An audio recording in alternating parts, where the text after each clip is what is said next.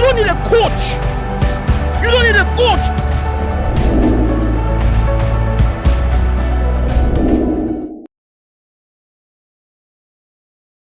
Yes, people, welcome along to TOSTV, people. How is every single person doing? Yes, we just finished watching the game between Chelsea and Arsenal at Stamford Bridge. It was a defensive display from Arsenal, which gives them the win for the first time in 8 games in the Stamford Bridge. They've actually won the first game. And for the first time since 2003, Arsenal does the double against Chelsea. Jorginho gift wraps a goal for Arsenal, and ESR pounces on that mistake. Listen, people, maybe it is a little too late for we Arsenal fans, but at the end of the day, I would say Arsenal played for pride. It is nothing much more than that. As usual, the link is in the description, and it's also in the live chats if you want to come into the studio. And the regular ritual is if there are too many people, I might have to control the crowd a little bit. But in the meantime, I'm going to be getting Mossy Boy on. And if you want to join in, please come in and share your thoughts about the game. Hello, Mossy Boy. Yes. It's your boy, Mossy Boy, here again. How are you doing? You okay? I'm good. Awesome. What a display from Arsenal, right? What a defensive display from Arsenal today. Yeah, they defend really well. Since we scored before we scored the goal, we are actually keep the ball. We have more ball possession than Chelsea. Immediately we scored, and that just went out of window. So don't you think today the fact that El Neni was playing alongside Partey kind of really helped, which was what we were pointing to it looks against Villarreal. Yeah, it looks really well. It just because El Neni it looks like Partey's seat. I'm not sure if one goes, one looks seat. Like what? Sorry? It looks like if Partey goes, El Neni seat in front of the back. That's the idea, isn't it? That's the idea. Yeah. It's just like, but I can see Partey more sitting than El Neni. So it looks like I think it was a bit of both today, really. I mean, listen, at the end of the day, right? At the end of the thanks for joining us, Bemiga. How you doing? How you doing, Bemiga? You okay? I'm good, man. At the end of the day, man. Right? Yeah. I mean, what's your thoughts on the game before I say what I want to say? Oh, okay. I mean, it was one of those games where, like, I had my heart in my mouth throughout the game, right? Like, you couldn't sit down because even though you want your team to win, you've seen us now mess up so many times. You're like, oh my God, anytime now. And then because of the way we were so defensive and they kept coming onto us, it was a really scary game. But at the end of the day, man, exactly. But it's a good win, right? I think that even though we got lucky at times, but I think we defended really well, right? Like, and Leno had some really good saves, especially in the first half. And I think we defended really well. Be careful what you say, because when Randy Viper comes on here, no, but it did. I mean, that's undeniable. It saved a few chances in the first half, and I do admit that we got lucky a few times. But I'm not gonna say it's an amazing win anyway. So because it was a win. It was a win. It's just a win. That's all. Because look at the last game, we scored 3 goals. Today we scored 1 goal. One of those, I would rather lose today's game and win Villarreal game than be here today. You understand what I mean? The stakes are really low for that. I think the thing that concerned me a bit was, and maybe this is just a bit of my Arsenal pride, but I look at us against a team like Chelsea and I'm like, we should be competing a little bit, like today it seemed like the plan was just to come and defend and try to get that 1 goal. But I'm like, well, Arsenal, come on, guys.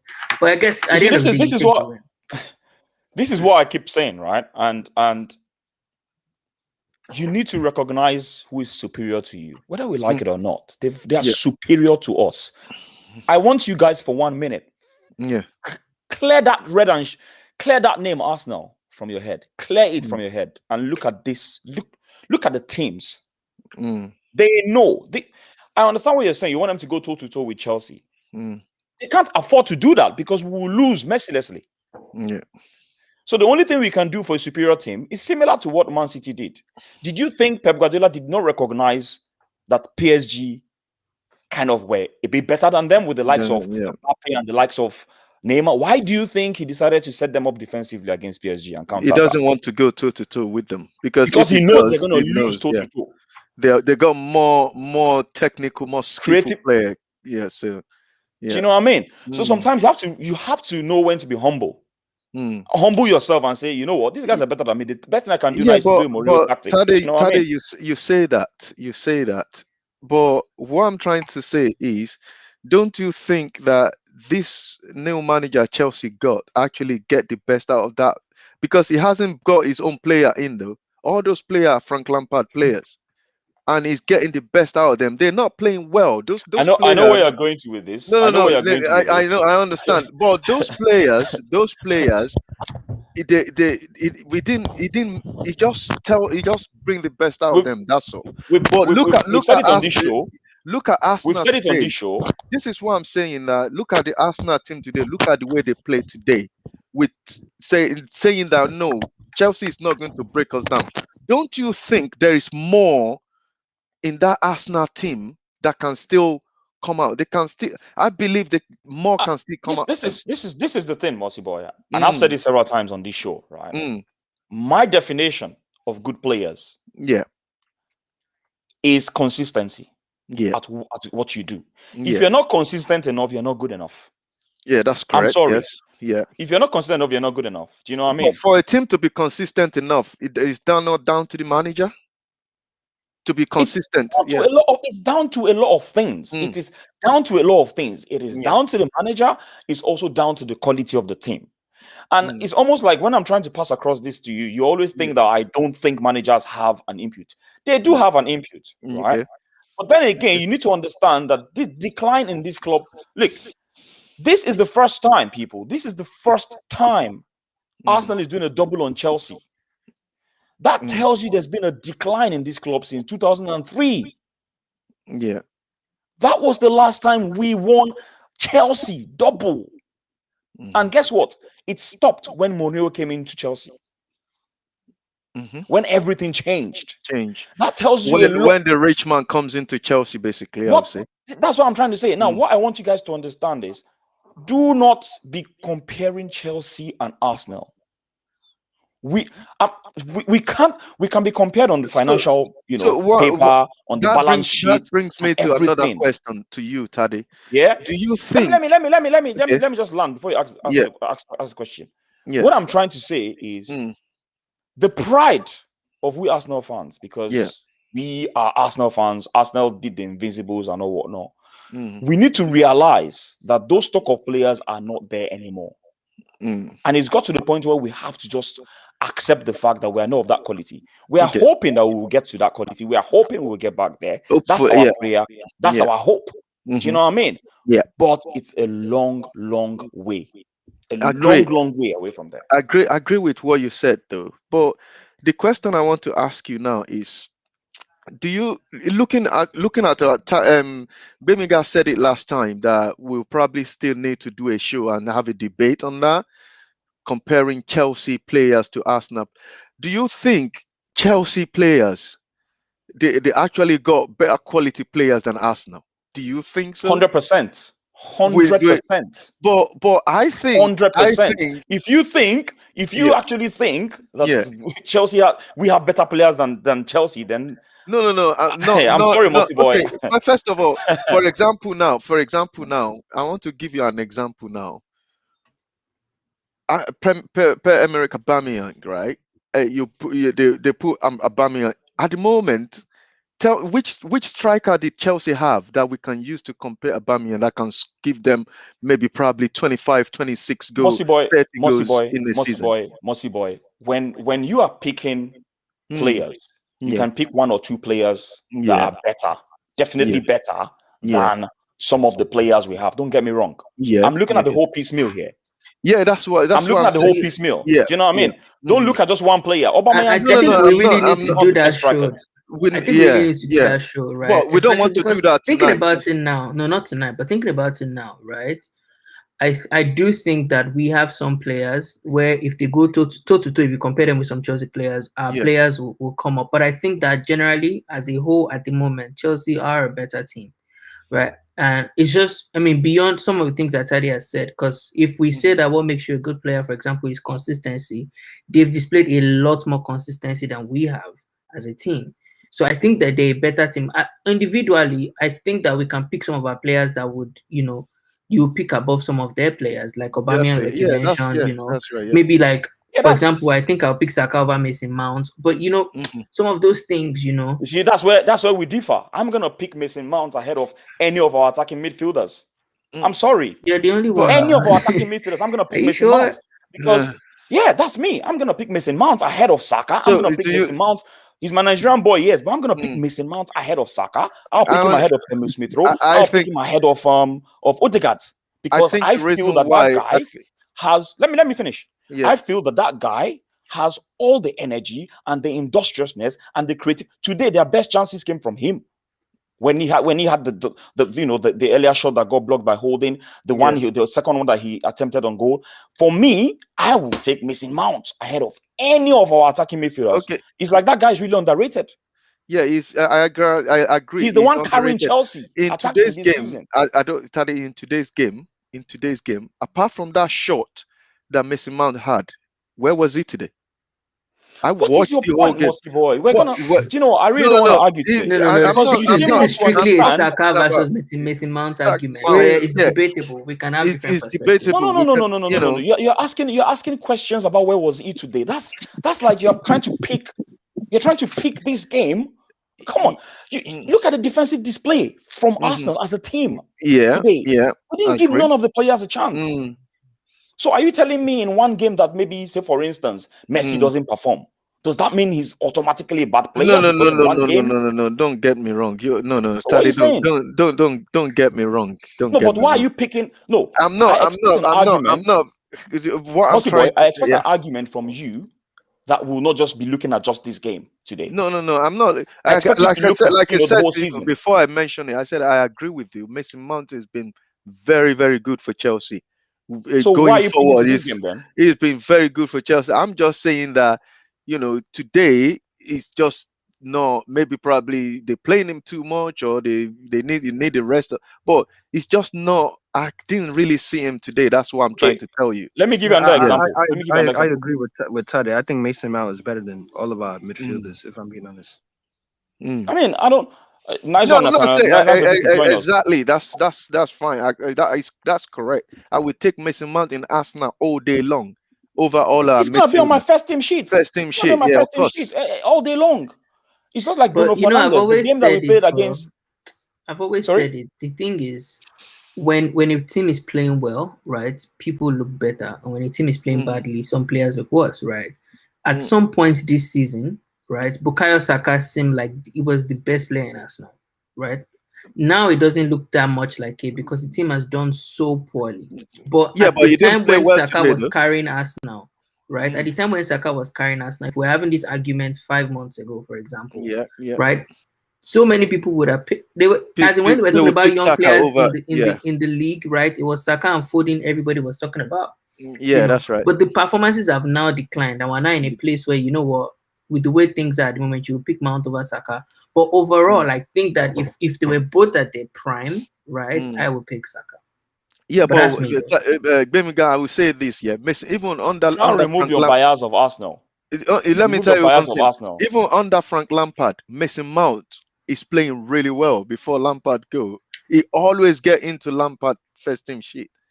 Look, he's a good player. Don't get me wrong, but if I will always. Let me pick some comments quickly before we get into player ratings. Because I need to pick a few comments. I don't know what's wrong with my microphone today. It just keeps falling down. Maybe it's too long. No, I don't know, man. I need a technician for everything in my life. All right, let's pick this up quickly before we go into player ratings. And I hope before in short, I'll talk about this later. Where is Nathaniel? No, it's Nathaniel. I saw him talk in a minute. He's still on. He's on audio. Hi, Tony Black. What are you saying, man? You got 3 points tonight. It wasn't the greatest game, and the Jorginho mistake gave you the chance to walk. Yes, that was a gift from God. Thank you very much. We love you. Let me say something. Let me say something about that comment. That I was watching before we come onto the show. I was watching some other YouTube channel before we came on. Some people are saying that Chelsea makes 7 changes. Some big. They don't have their effect. We get. All those are nonsense excuses. I would say. I'm sorry. But they did make 7 changes though. To me, they make 7 changes. Is it Arsenal fault? They made a mistake. Is that Arsenal fault? We pressed them to make that mistake. They shouldn't use that one as an excuse. They should agree that they lost the game tonight. That's it. To me, if anybody comes and tell me that, oh, we make 7 changes, there is no Vanna, there is no N'Golo Kante, to me, they just make it. They're just looking for an excuse. They should just agree that Arsenal beat them tonight. I'm not saying I'm not happy with that with where we are, but if we lose, we always agree that okay, we lose. Don't come and tell me because of the 7 changes to out of all those 7 changes they made, who played better tonight? Chelsea played better. They have all the balls to them. When you say play better, playing better is a relative statement. You know? But at least they go and look at their shot on target or shot off target. Go and look at the number of corners they got. Generally. Yeah. So for me, the thing is, like, don't come and they tell me made because a of 7 mistake. changes you made. You get you like lose they the made a game. mistake I think and we even scored. that second Right? team they put out As was simple better than as our that. first team. This Sorry, Chelsea, time, guys. this One Chelsea time, team guys. this Chelsea team that played tonight is better than that our team. I will tell you that now. So don't come and tell me because I you agree. make 7 I totally changes. agree with you. You make 7 changes. That's why you lose the game. No, for me, it's they All right. made a Let me mistake. move on. They Let gave me move us on the to- game and we won. Right? When we make mistakes let me- and give opponents the game, like nobody says anything. Right? Everybody Nobody says, says Arsenal, anything. like free gifts. We took it. Like you always said, Arsenal is a team that keep on giving. A team can be playing, like for example, now, like a small team at the bottom of the table, they've been losing. They play Arsenal, they beat Arsenal. Why can't you say something? So I'm glad to have received today, man. Like for the first, and right before they scored, we almost give them a goal. Like Pablo Mari let Havertz get past him, and it was 1-on-1 with Leno. That would have been our gift to them, but they didn't take it, and then they gave us one. So yeah, cool. You agree Sorry, with Mossy Tade, Boy, and I didn't hear what he said. He's speaking facts. That simply means that you lot are just biased in here. That's Randy Viper. That's definitely Randy Viper. Yes, our bigger impact than Saka. This is under bias statement because obviously, to be honest, today he had a bigger impact. I kind of agree with you today, Randy Viper, but I kind of know where you're coming from, Randy Viper. I know you very well. You're coming from a place he doesn't like Saka. So any opportunity he gets, and I'm waiting to hear what you have to say about Leno today, and then I'm gonna catch you, and I'm gonna actually catch you. I'm gonna catch you. Tade, quick thing on Smith Rowe. Quick one on Smith Rowe today. Look at the way I like the way Arteta played him today. He just let the boy be free. Just keep, just be free and just do your thing as normal number 10. I saw an Arsenal player actually see 3 defenders in front of him, and instead of passing, it was like, you know what, I'm going to take these guys on. It took them on, nutmeg Thiago Silva, and I'm like, I want to see more of this, man. More like, of that. Free yourself. I first of all, I thought it's Jack Grealish playing for us. Let's not get overhyped now. Bimi guy is such a chill dude. You got a fan here. Thanks, Marcus. Ricardo, Mossy Boy, why do you bother to explain things to Tade? He won't change his mind. The question is, why do I bother to explain things to you and every other person? Because you guys wouldn't change your mind. Is he telling me? Randy Viper, I like Birmingham more if he didn't defend Leno as much. I would like Birmingham more if he didn't defend Leno as much. You guys, man. you guys, right? Yeah, Messi Mount all day. I agree with Tade. Wow, you agree with me. Unbelievable. Big up to you, man. Femi, how you doing, man? Messi Mount is miles ahead of Saka. Suck it up. I don't know about miles ahead. I wouldn't say miles. I wouldn't say miles. No, you cannot say miles ahead. You're the only. You know what, Randy Viper? You're the only person that goes against Saka as much as you do. And I think a lot of people are going to disagree with you the way you actually did Saka. I don't know what you don't like about him. But for a young player, let's even talk about Saka quickly before multiplayer ratings. For a young player at his age, that's a current team like Arsenal, he's played like 4 positions or 5 positions. Randy, I think you need to give him a bit more credit, man. You need to. Not many experienced players can do what this guy has done. We can't hear you, Bemiga. You're on mute. No, I said today was right back. I didn't even see that one coming. Saka in right, it's like right wing back or something. I'm like, wow. Like, and it didn't even show that he's not a right wing back. It didn't show. Like, he still had a decent. Are you game. Sure? No, but it wasn't so bad, right? Like, show, did it? I thought it did show. Yeah, I thought it was a bit shaky. I remember, especially after that tackle. The tackle that he went for, that he slipped and all that. I don't know what it was. He was trying to see the ball off to the goal kick, and then he messed up. And today, I felt he was a bit uncomfortable there. Yeah, in my opinion. He didn't and have there a was a great time he game went today, to be honest. Yeah, he didn't have. For me, I don't think he had a good game. But we'll like it could have been worse, in my opinion. Right? There've been players when we've played players. I remember what game did we play that? I'm just saying, like, sometimes, right, it could have been really worse. But like today, we still didn't concede a goal, even though Saka was in right wing back. So Yeah, I thought it was all right. Tade, you came up with one comment there, which sometimes I kind of a little bit agree with it. The Saka end product needs to be better. From Marshall? He said Saka end product, the end product. They said the end product of, I think it's from Randy Viper. Yeah, this one is Saka. Is right. It didn't have a good end product. It's not like I wouldn't say it didn't have a good end product. It just needs to be better on his finishing. Needs to be better, finishing. man. Yeah, finishing.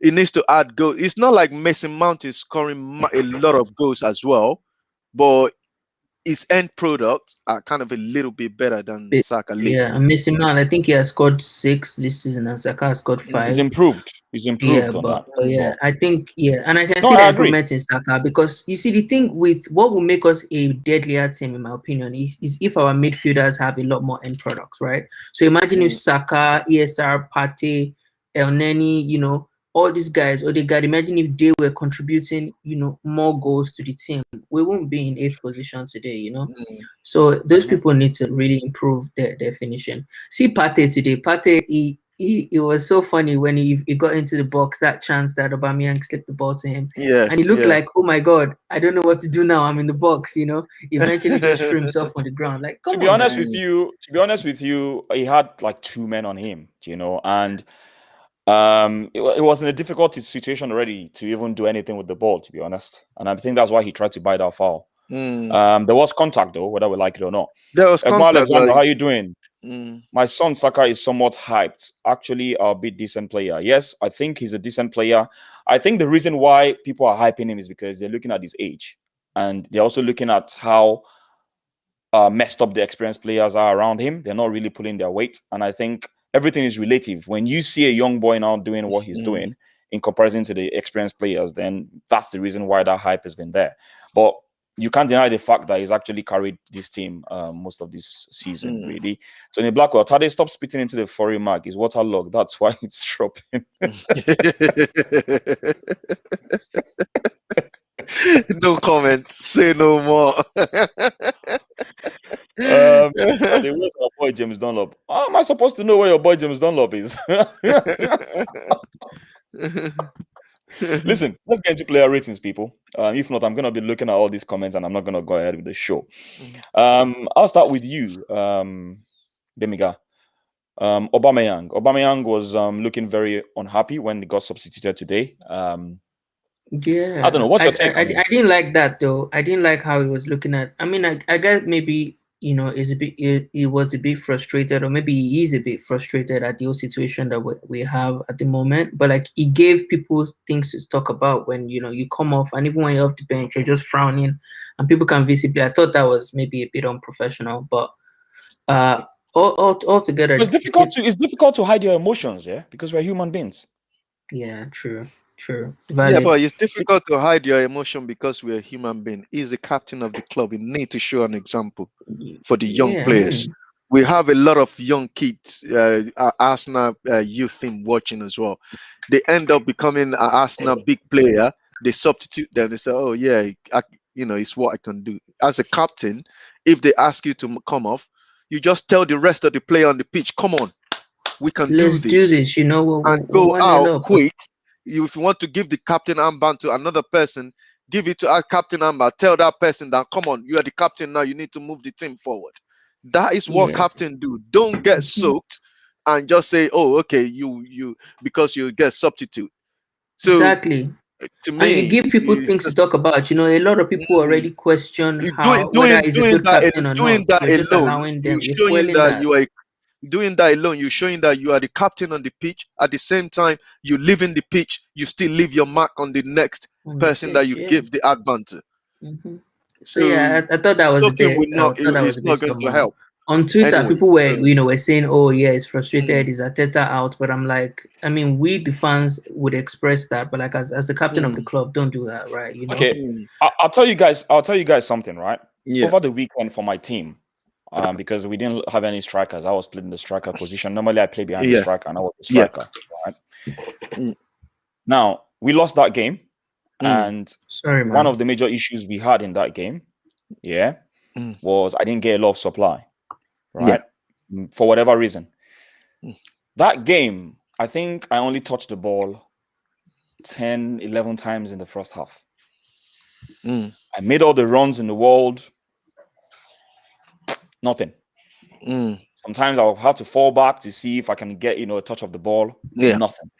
Do you know that for the last 3 days, that game pops up into my head?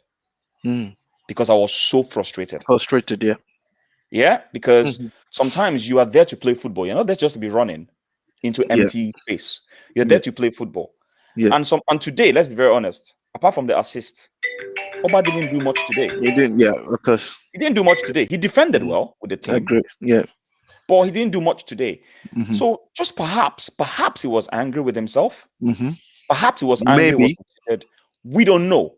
But it could be either of the two. It could be because he's angry at his performance, the fact that he didn't really do anything, or he's probably angry that he was being substituted. It happened to Aguero in Man City. There was a time that Aguero got angry with Pep Guardiola, and then the next game, Pep Guardiola started playing him. But the thing is, if you look at when Aubameyang is going out, all the coaches wants to shake his hand. He doesn't even shake their hand. He just ignored them and he just walked off. So that is what I'm saying, that I'm not, it might be angry, even though if you are angry with yourself as a captain of the club, you need to be able to show the good example. You're captain of Arsenal Football Club. You're not a captain of League One, League Two, or conference team. You're playing in the top level. Arsenal. How many Arsenal captain that has done what he's done tonight? Apart from Xhaka when he threw the Chelsea away. So at least you should be able to show a very good example on the pitch and off the pitch, really. Yeah. All right, cool. But the rating, I mean, well, not much today. I like the composure for the assist, though. I thought that was a pivotal moment in the game, and he got us that assist. He kept his composure, gave the ball to Smith Rowe, and Smith Rowe got the goal. Outside of that, he didn't really do much, right? And well, I mean, we set up as a defensive outfit, so it was bound for him not to be able to do much. I think he actually helped the defense as well, because he was so he did more defending than attacking, right? So I mean, and we got a win, so I will give him a 6. Okay, give him a 6 because I know you are. By the way, guys, that reminds me. Last week we had a big argument about ratings. I hope you guys have gone to do your homework. Did you guys check the ratings from a lot of sites after that game?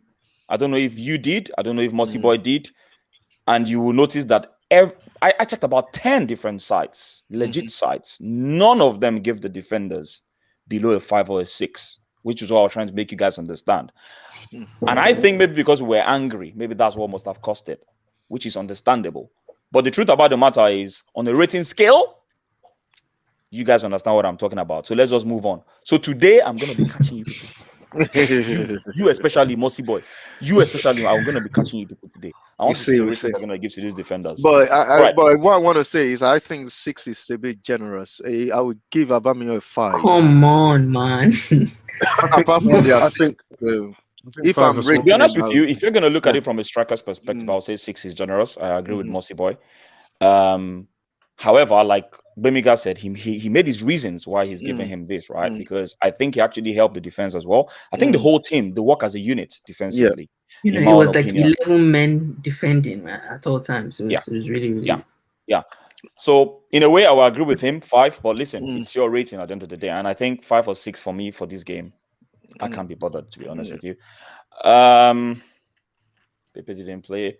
Good. This guy was given the man of the match. I don't know why, but listen, what's your rating for him, Mossy Boy? Elneny today, I think he looks. I don't know where, maybe probably because it's him and Partey, but he looks better with beside Partey than him next to Xhaka. So I don't know. Well, he was kind of he was running everywhere today. He just want to win that game, and even in the last minute, you can see him still running. So his work rate today was really good. I would give him 7. You give him 7. Interesting. Because I have a few things to say. That is the most generous I've seen you, Mossy Boy. The only time he only made one mistake, and he made that mistake because he was looking where to pass the ball, and the ball quickly ran away from him.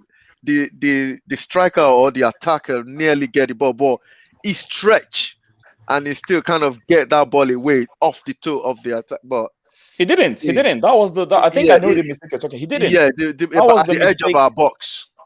Yeah, but he didn't. He messed up, and they got the chance to Giroud. Giroud then messed up. Messed up as well, and I think so. Today's game, right? And I know we're defending, but I thought that we lost a lot of midfield battles. And if we weren't losing those midfield battles, maybe we would have had a couple more chances than we had, right? So there were a number of times. Partey gave the ball away a lot more than Elneny did today. A couple of times, right? But I felt like if they could just make that transition and they could find their attacking man, right, we could have had a lot more chances. Many of the times what happened, especially with Elneny, is, they just find the safest option and pass back, And then why? Why do you think Arsenal played that way? Why do you think we were dominated in the midfield? It was because Chelsea pressed us really intensely. The press was really, really intense, right? They were not giving anybody time to think. That's why many times our players just, let's just pass back. And the more we went back, the more they pressed on our defenders, and we ended up giving the ball to them. And that's what happens when people pressure that intensely anyway. But the thing is, I will add to that, I don't know why the Arsenal team, I'm not sure whether that's what the manager asked them to do. They don't like taking risk. I don't think that they take a lot of risks, actually. No, they don't. Or maybe it's just me thinking because it's in my head, every time, look, every time. What's your definition of risk? Like, at least one of the midfielders should take a risk and just try to run between those pressing. For me, I think it's technical ability. I think that's where ability comes in, right? Yeah. I think if you have a lot of technique, right, you can find your way out of those kind of situations. But when you know for a fact that I don't know how to do this thing, right? You just we need someone like Cazorla in that middle that can just do some magic and just those tight places. He can just get away from it. If you need someone like Cazorla, don't you think it's gonna cost a lot of money? It will cost money. It will cost a lot of money, but how much did Arsene Wenger sign Cazorla then? And then it's not a lot. That was a bargain back then, isn't it? That's a bargain back then, yeah. Listen, I totally agree with what both of you have said, right? However, today I felt Elneny, I don't know about that man of the match that they gave to him. I have no idea why they gave him man of the match, in my opinion. He played all right. I would say generally, my opinion of Elneny today, what I can remember from him was that clearance that he made when Leno parried the ball into his path. I don't know if you guys can remember. There was a cross from Chilwell. Parried the ball into his path. I felt he covered well for Partey in most cases when Partey was forward, and this was what I was clamoring for against Villarreal. I felt that we needed. Let me centralize this. Yeah, that's better. we needed someone next to Partey against Villarreal, and I was really livid that we've now got to this game and we're doing so well in this game. Why couldn't we do that against Villarreal? This is what pisses me off today. And then there was a time that I remember very well, Tierney was looking for support up front. And there was a time Elneny was there. I expected Elneny to run into space, but Elneny is so defensively minded, he didn't want to run into space. I was very pissed off. And I remember very well, Tierney was having a go at him saying, listen, I need someone. He lost the ball then.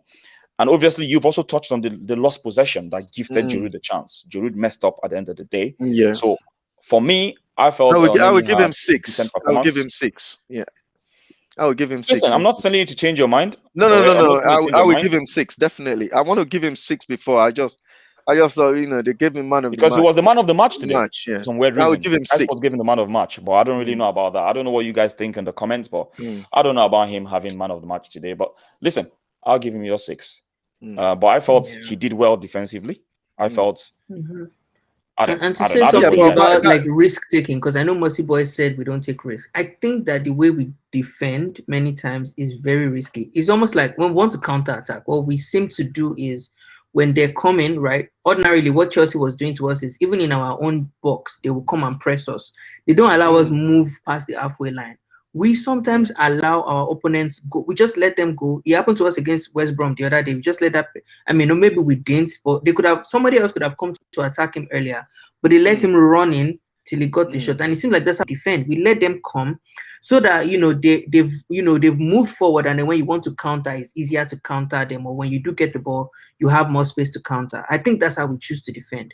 Right? We could decide to push a lot higher and press them quickly before they come near us. But I think making that decision to allow them come near you before you then decide to press, I think it's very risky. And if you do, it's high risk, high reward, right? If you get the ball, don't you think you're able to counter quickly, you can score.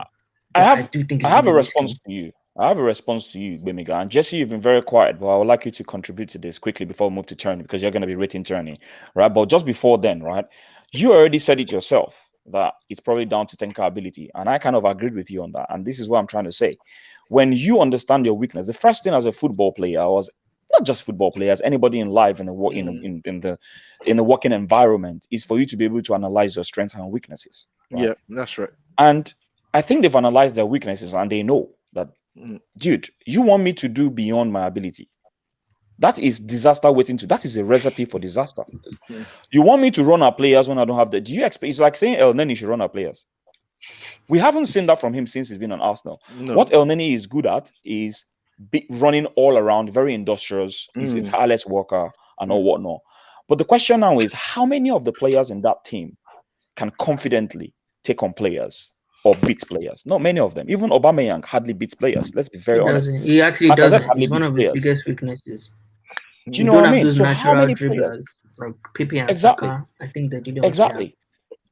Exactly. So you have to look at the team and say, even Turney tries. I like that about him. He tries to beat a man if he can, or put them on the run if he can. But when he lacks the support, Emile Smith-Rowe tried it today. We're gonna get to him. So many of the players tried it today, but not many of them have that ability. So I think today they literally just humbled themselves and said, "Listen, these guys are better than us. Let's just defend." That's what they've done. Jesse, what's your take on that? I mean, I don't know. I mean, with El Neni, like, he hasn't got, like, I mean, him and Partey today, they were okay, but I was surprised he was given man of the match because, like, today he was very defensive and he done, like, a lot of, simple stuff like passing and, like, chasing and he had good control today. It's just that, like, it was so different without Xhaka today as well, with like El Neni playing with Partey next to him. So, like, if El Neni's trying to get like more like into the starting team with Partey, I'm thinking that he could be a good partnership with Partey. It's just that they need to develop it more because, like, what was it, towards the start of that season when he played against Partey against Manchester United, that was the best. I thought he did well with him that time. But then, just so are you saying you want a Partey or any partnership? Is that what you're saying? I'm just like, I want to see some of these players are going to leave this summer. I want to see El Neni like develop a partnership with Partey at least. So yeah, but I understand what you're saying, Jesse, but El Neni is not, the level we want to be is not on it, man. So we need someone better, someone that is so technical. Like I said earlier, like Cazorla next to Partey. Partey will sit in front of the back four. Then the new person that will be coming in that is so technical will just be doing all the tricks. That's what we need in that middle. So we cannot have two defensive-minded midfielder. all we're just going to be doing all day will be defending. Exactly. Okay. Yeah. Exactly. Except you want to play Mourinho tactics. That works. Yeah. Anyway, let's move on quickly. Randy Viper, I had rumor of Sky Sports, BT Sports scouting a blonde pundit. This guy. I wish. Tade, you should replace Gary Neville. What?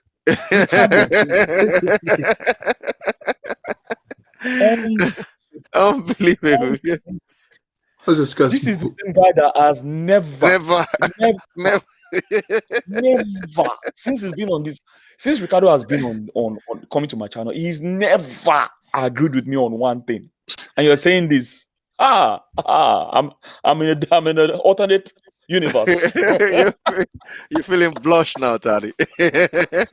Anyway, listen, Jesse, let's move on quickly. Turney, rate Turney. Tierney, he done all right today. I mean, he put some good balls in, and like others should have finished it properly. He had a lot of clearance to do, and I'll give him like he put good balls during the second half, and he keep getting fouled.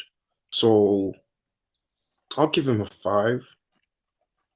You give him a 5? He keep a clean sheet. I'll give him a 6. Wow. I thought actually 6 because he put very good balls. It's just that like if Odegaard could have done better with that chance, or I mean I'll give him 6 because he put very good balls in today, but it's just that others should have finished it off. So I mean, there was no really clear chance our strikers had to finish up any ball today. I don't know if you guys saw any clear. We didn't really have clear. We don't really have any clear cut chances. You know what I mean? So I felt for me, he was really lacking a lot of support down that left-hand side. Like I said earlier, I felt today he made all that run. And let's go back to the formation. A lot of people on Twitter were having to go at Arteta when they saw that formation. Now, I went on AFTV on the AFTV post on Instagram. Yeah. And what I said was I expected a back 3 today. That was what I thought, and that was exactly what happened. So if people are doubting it, they can go there and see it, because people would think, oh, I'm just saying this after. No, I said it before, because a lot of people were complaining, saying, why are we having Holding? They thought Holding was going to be playing right back. I said, listen, this is going to be a back 3, and you have Turney making those runs. And he did all that today in the counter-attack. Unfortunately, when he's with the ball up there is no support. There was nobody to help him, and he had to cut back, especially in the first half. The second half, there was a little bit more support, right, coming forward. But then again, those supports were not like for, within the 18-yard box. They were outside the 18-yard box that he passes the ball across, or sometimes he has to pass it back, Listen, he had a clean sheet, like Mossy Boy said, and he did what he could, really, given the circumstances. So, yeah, I don't know. If you give him a 6, listen, I'm going to give him a 6. I think today, 6, 7, I probably have just given him a 7 because, in fact, I think the whole team today, imagine the whole team were defenders today. I would give them high rating because I thought as a team we defended quite well, in my opinion. But listen, if I give him a 6, that's fine. Let me see what the guys are saying in the chats. Okay, no one is saying anything about Turney. Randy Vapa says Tade always disagrees. I don't know about that. So you guys were asking about who the man of the match was. Listen, my man of the match today, considering the circumstances, I will probably give it to Emile Smith-Rowe today. That's correct. I agree. Yep. That's my I was going to give it to Leno as well because he made that's a good shot. He made crucial saves in the first half, and the second half to deny Zuma that last-minute header was a very, very good save. And then that's a good shot. Yeah, it was between Smith-Rowe and Leonard today. So, but to be honest, Smith-Rowe deserved his goal today, and he actually done well. So, I'll give it to Smith-Rowe as well. But I was gonna say, That's everybody's gonna have different man of the match at the end of the day because man of the match is more like a very subjective thing. Pablo Mari, listen, let me talk about Pablo Mari quickly. I think I'll just do the rating for this as quickly as possible. For me, I mean, I'm going to talk about his first half performances. Obviously, he was tidy most of the time, as usual. Unfortunately, he lacked, I don't know who to blame for this incident. I would say he lacked the awareness of Kai Havertz, that first attempt that Kai Havertz had on goal. I think Leno put off Kai Havertz. Let's not forget that. That's the reason why Kai Havertz messed up. Leno put him off a little bit. But then again, who do I blame for that particular situation? Do I blame Pablo Mari or do I blame Gabriel for the short pass that he gave to him, But I thought apart from that moment that that little moment of mistake, I would say he was really tidy most of the game. He was really, really tidy. He won all the He's headers. always tidy, though. That's Tackles. Pablo Mari. It's always tidy. Calm. Yeah. So I would say, apart from that moment, every other thing he did, along with the other defenders, they won a lot of headers. They put their body in the line. Listen, I'm gonna give him a 7. Well, just to add to what you said about that one mistake that he made, I think what I thought watching the game, I think he didn't go into that tackle strong enough. That's why. It wasn't even a tackle. Was it? He got his boot there. It was a pass, but he got his boot there. But the way Kai Havertz just run past him is just and again, what I want to say is I've mentioned it before when you said there won't be no balance to play Murray and Gabriel Magalhaes together. But look at it today. They are both left-footed, but it looks like that balance is there with Rob Holding on the right, Magalhaes and Murray in the middle. That's a three at the back, though. That's the three at the back. Yeah, that's what I'm saying. So it looks, but not as a four. Now as a back four. If you want to do that, if you want to play two left-footed centre back, you don't want to play back four because that balance is not going to be there. So you want to play three. Do you guys think this whole thing about playing two left back is a myth, or do you guys think it's just because it's not going to be balanced, especially when players are coming at you? If you have two left footers, it's going to be difficult to tackle. What's your take on that before we move to Leno? What's your take on that, people? Do you think it's a myth, or do you think there's something more to it technically? I mean, we've seen it work at different times, right? So I think it can work, right? There's no doubt to whether it can work or not. What different times are you talking about? Sorry. No, I mean, like, even so, for example, sometimes we've played two left-footed centre backs in Arsenal. So I played Luis. I've seen we've played Luis and Mari sometimes. We've played, and I think maybe even left. Isn't Luis left-footed? I'm talking about two left-footed. Yeah, Luis is right-footed, but you can use both of them though. Well, he's right-footed. Yeah, he's right-footed. Yeah. But my thing is, I think with centre defenders, right? I think it's a lot of it is down to the partnership, right? If they have a good partnership and a good understanding, it works better for everybody. Where I think sometimes the lapses occur is especially when maybe the person on one side has to cover up for the fullback, So, for example, you see all those mistakes that Cedric has made, right? Imagine if it was Cedric ideally should play on the right, right? So imagine if he's playing on the left, and then you also now have the wrong-footed player beside him again in defense, and that person has to cover up for him. You increase your chances of making mistakes. So if you want to keep your balance, just find, two like different footed players. And I think that also another thing we need to balance as well is with ball playing defenders as well. Because sometimes you want to have at least one ball playing defender. It's why we miss Luis a lot. As much as people don't like Luis, where we miss him because when he's on the pitch, at least it gives us an outlet from defense. He carry the ball. He can carry the ball out from the defense. Yeah. But we thought first of all that this guy, what's his name, Rob Holding, could do what Luis always do, carry the ball out from the defense. But I don't think he can do that at this level. His technique is not there. His technique is not there at all. No. I think Saliba can. According to what I've heard, it seems like Saliba can. But until we see him do it, though. Exactly. I'm not gonna even go into Saliba because until I see him, I'm not gonna go on about him. This statement from Ricardo, Emile Smith Rowe needs to hit the gym. To be honest, I think I agree with him. I don't know what you guys think. Our academy players need to hit. I don't know how we breed them in the academy, right? But we don't have. So I look. This guy in Chelsea, Reece James. He's a young player as well. He looks like a bully, right? He looks like a bully. And I'm like, what are they feeding this guy that they're not feeding our academy players? Look at Nketiah, Saka. Sometimes you're like, this guy needs to get stronger. He needs to have some stamina. Smith Rowe, Willock, Maitland-Niles. Okay, but Maitland-Niles, I guess, appears a bit more. But like those players, like you guys need to hit the gym. But let me say something. Yeah, I was watching a documentary of Greg Clichy when he used to play for Manchester City. He said when Pep Guardiola came into the club, he tells every one of those players that you must not weigh more than 64 kg. And everybody was looking at each other that, How can they go down to 64 kg? That is impossible. He said that is impossible. Pep Guardiola just said, if you want to play for me, you get yourself down to 64 kg. I think that's one of the reasons why a problem he has with Kolo Toure, because Kolo Toure is not a player that can get to 64 kg.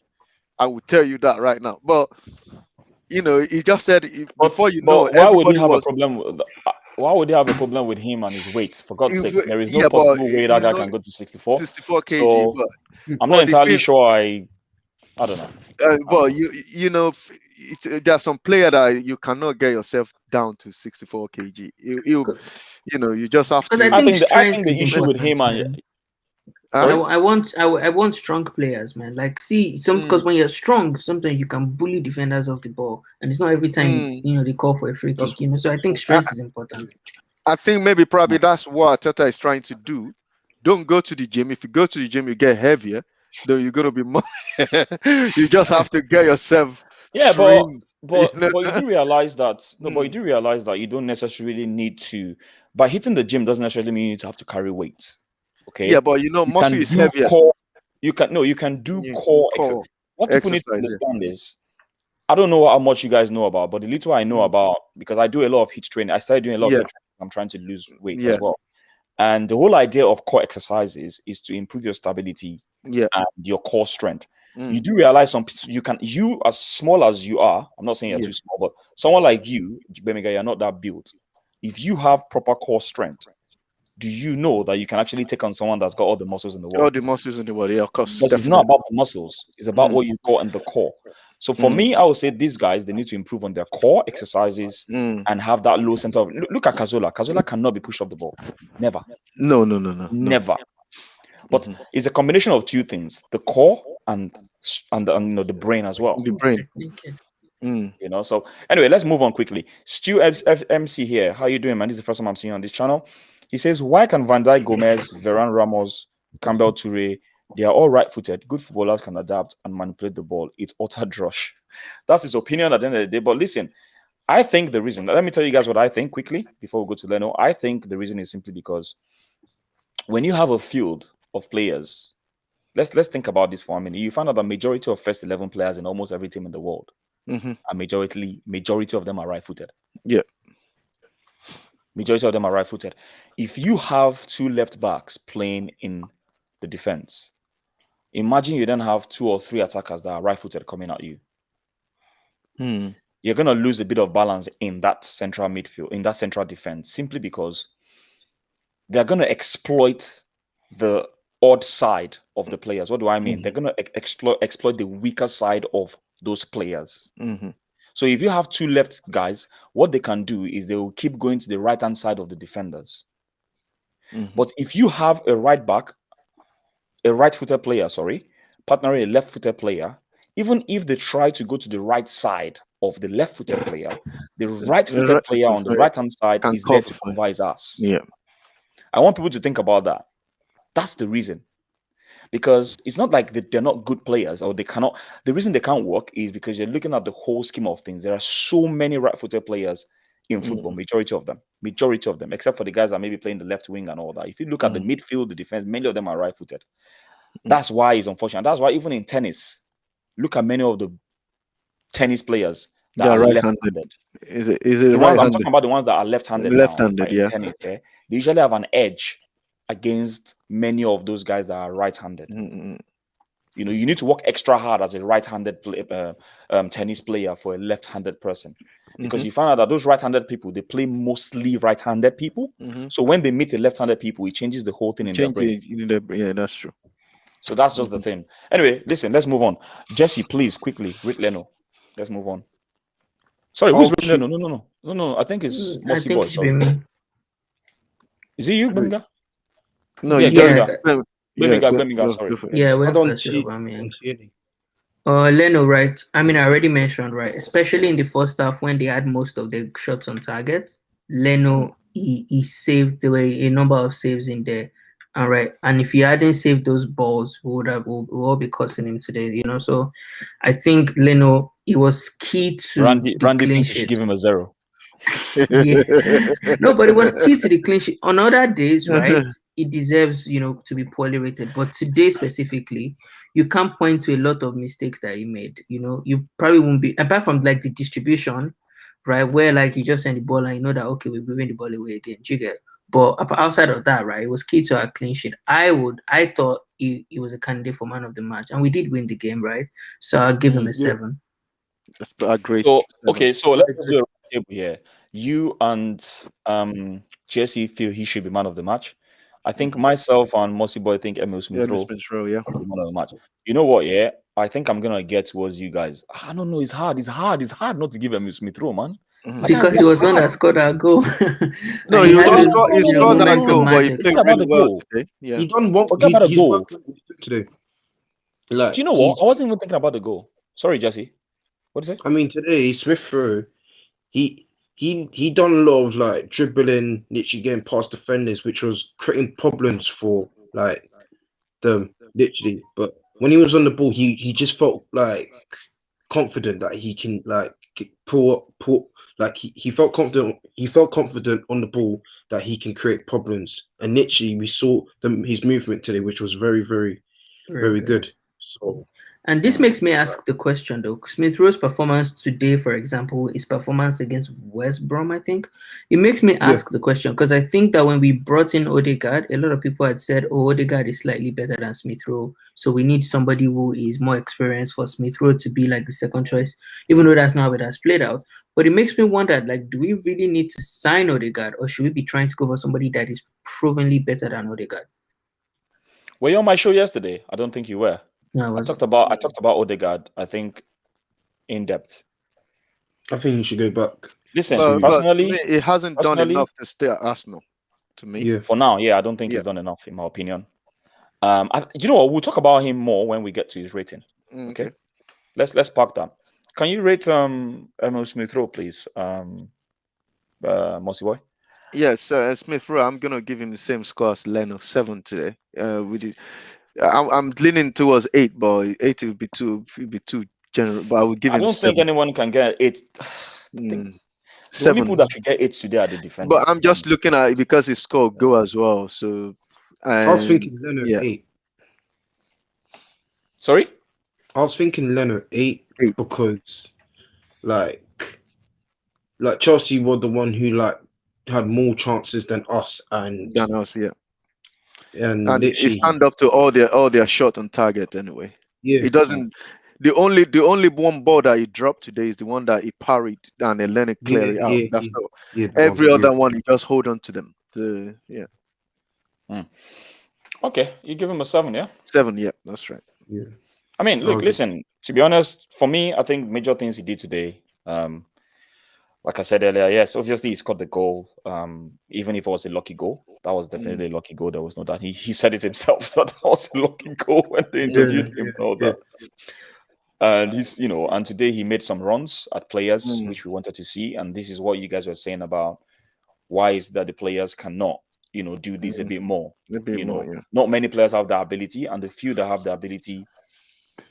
I mean, he nutmegged Thiago. One of the most experienced defender. And the way he did it, right, it was a skill. He hit the ball from the left to the right leg. And the way he did it was really cheeky. Like he just went. That was really nice, man. I was like, I wish he went through. I just think I must confess, there were certain times that I saw him on the ball and I could see a little bit of lack of experiences from him. There were some times I expected him to make some passes forward. Maybe he didn't see Tierney. Or maybe he was trying to play safe. I don't know. But I say this and I said it on my Instagram page that listen, for me, Emile Smith-Rowe still needs that experienced player. Maybe we should go and get this guy from Aston Villa. We need that person in the team. What's his name? The captain. What's his name again? Jack Grealish. Grealish. We need to go and get that guy. If we have Grealish and we have Emile Smith-Rowe, then this guy can learn. He can learn. Yeah, he can learn and improve. But saying that, Tade, to what you said, I agree with you. Arsenal should go to Aston Villa and just get Grealish into Arsenal. However, this is the reason why these players, they go back to watch the video of the game they play. This is how he's going to learn. then with time he's going to know that, okay, when I'm in this position. And again, I think what I said earlier, I think the manager actually give him the freedom today. It doesn't ask him to, you have to stay there. It goes, if you see Smith Rowe today is everywhere on the But pitch. to be honest with you though, I'm not even trying to be funny now, right? I Mm. actually think Emile Smith Rowe usually has a freer role. In No, most of the games. no. Apart from, you see him on the right, you see him on the left in most games. Yeah, Let's but be honest. for example, now look at him against that Villarreal. It's not free. It's No. not that Villarreal was free. different. Villarreal was different because do you know why Villarreal was different? Yeah. Villarreal was different because you had only Partey behind them. So if Odegaard and Emile Smith Rowe, which they did, they left Partey alone.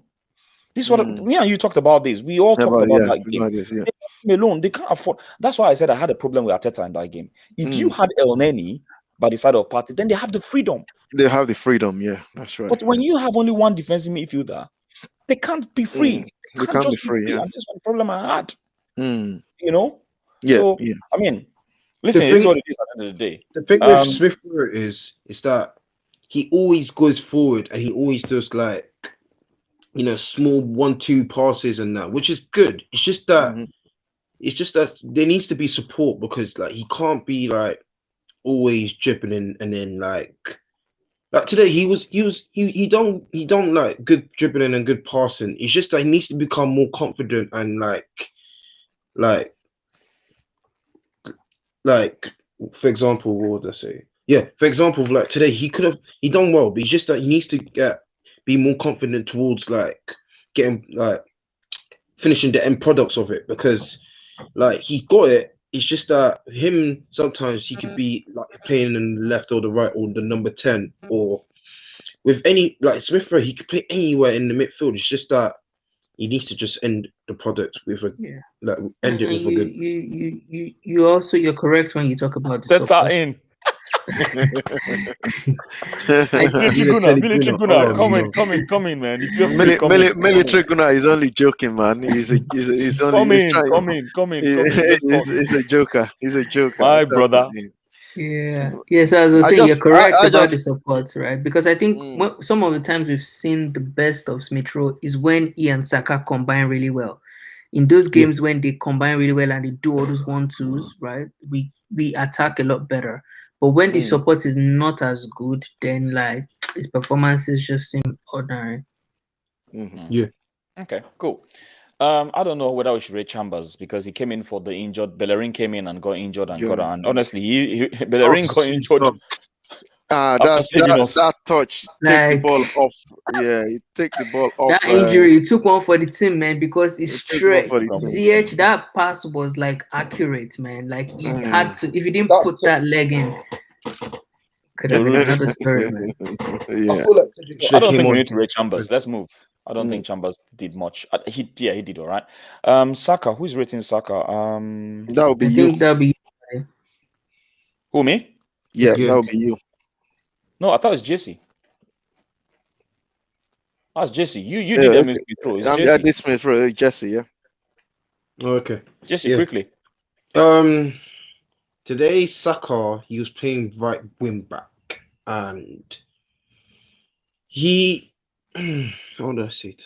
He done okay, but he looked kind of like he was a bit angry when he came off because like he didn't have one of those good games that he usually has.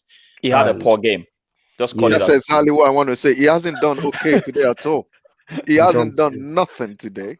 Well, he was playing in a position that he's not familiar with anyway. Yeah, but right foot back, right wing back, or whatever. But I think I actually thought that because of Tierney, I think he should be playing left wing and Tierney behind him. He'll play better. Yeah. If we had done maybe like Tierney as a part of the 3 and then Saka as a left wing back, like we did, I think that's what we did in our last game. But I think that I thought that when they took off Saka, I thought they should have taken off Odegaard, right? And it's just my opinion, right? I thought in that point, you know what? Odegaard isn't having a great game. Saka obviously is right wing back, and that's why he's not having a great game. Let him go forward, take off Odegaard, and bring in Bellerin. I thought that's what we should have done. But yeah. So what are you gonna rate him? I'll rate him a 4 because Okay. like, Okay. it wasn't. I agree. It wasn't the good Yeah, because today I felt like I was telling you guys earlier, I felt he wasn't comfortable on that wing, in my opinion. And then there was a chance he had to redeem himself when he got the ball forward. He was supposed to beat a man. I don't know who was it, Zuma or was it Thiago? And he just miscued it. He couldn't even beat a man. He just looked out of pace today. And listen, I'm not gonna blame this guy. Like I said, we've put too much on this guy this season, and it's bound to happen. It's bound for him to burn out. He's a young guy, lacks the experience. And one thing about experience is not just about playing football. It's about self-preservation over the season, knowing how to preserve yourself over the long run, because you have a long way to go. You need to be more sensible about how you preserve your strength. And he's done too much. This is where experience comes in my opinion. But and again, I to add to what you just said, I think Saka is a better player on the left than on the right. Yeah, definitely.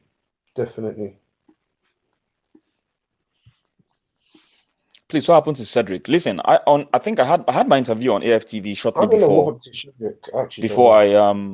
Hang on. I had my interview today before I came on here, and one thing I said on there was I want them to get rid of Cedric. I want them to get rid of Bellerin. Yeah, I want better. But I would say I don't think nobody deserves to. They just need to get rid of everybody. Nobody deserves to stay at Arsenal right now. No, of course not. They just need to get rid of all of them and get some. You can't get rid of all the players. You can't get rid of all the players, but the way all of them with what they've done this season, everybody just need to go and look for. But it's not. You can't blame all the players for. It's not. Some players have tried their best. You definitely have to keep some players. There's some players that still deserve to be in this team, whether we like it or not. Yeah. So anyway, I don't think there's forgiveness for Cedric, right? Because I think Cedric got dropped after that. What game now? Where he made his last mistake. No, it wasn't Villa. I think he made one after Villa, and it's been just seemed like since then. I say, you know what, I'm never playing you again. And I think that's a bit unfair, right? Because on that day he was playing on the wrong side of the pitch. But I do agree. I don't think Cedric is the quality we should be looking to build on. So we need better. We need better. We definitely need better. Oludaisi Isaac, big up to you, man. This is the first time I'm seeing your name on here. Big up to you, man. You definitely sound Nigerian. This is like a Yoruba name. Randy Viper, see this is bias rating. You guys just said he did nothing and was poor. A 4 isn't justified. For the performance he delivered, he deserves a 1. How come he didn't burn out against West Brom? Randy Viper, this guy is playing in a right back position. A position is not very familiar. It's more like a right wing back. This is the 5th or 6th position he's playing for us now. Yeah. So the question I'm going to ask you, Randy Viper, do you think it is easy for players to be changing the context and playing in different positions now and again? Do you really think every week? I would say. Especially for a young player. Randy Viper, come on. You need to. We're not making excuses. We're making excuses for this guy. We're not making excuses for this guy. Okay, you don't like Saka. We know that. But then again, I don't think this is bias rating because he did the job to the best of his ability. He defended the best way he could. Yes, he didn't do well in one of the defensive situations he found himself because they passed him so easily. But then again, if you give him a 1, I think a 1 simply means it was totally poor. Totally poor. Like he didn't do anything. He didn't put in a tackle. He didn't put in a shift. He didn't cover for players. That's what a 1 will mean. But I think he did all those basic things. But the question was he comfortable in that position? I don't think so. He looked out of sorts in that position, in my opinion. So I think I think a 4 is perfect. Military, why are you trolling? Why are you trolling? I say you should come into the studio. Come into the studio and come and talk to us.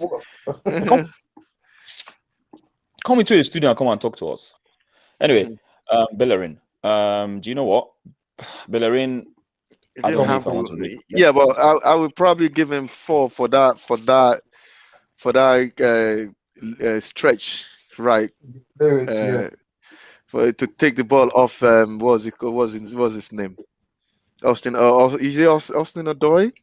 Hudson-Odoi, yeah. He took that ball away from his head. So I'll probably give him 4 for that, for just the period he's on the pitch.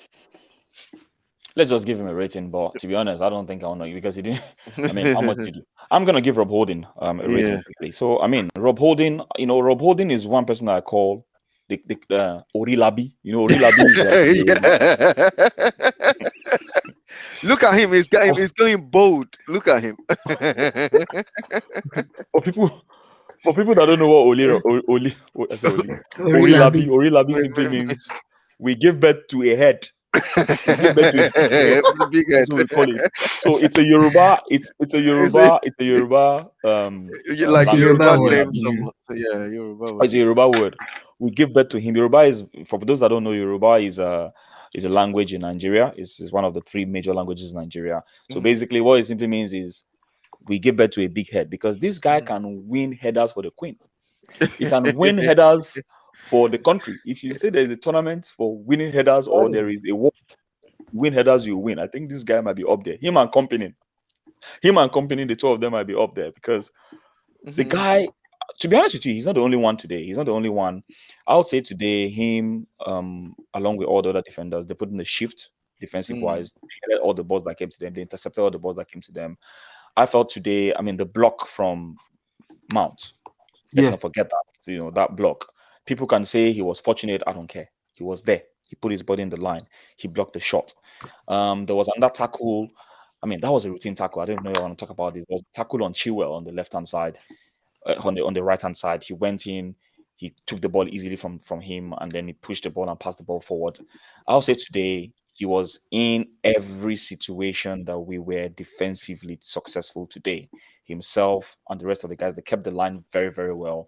And he wasn't caught out. And listen, guys, let's not forget, when Rob Holding performed for us in the past, Rob Holding, for me, performs better in a back three.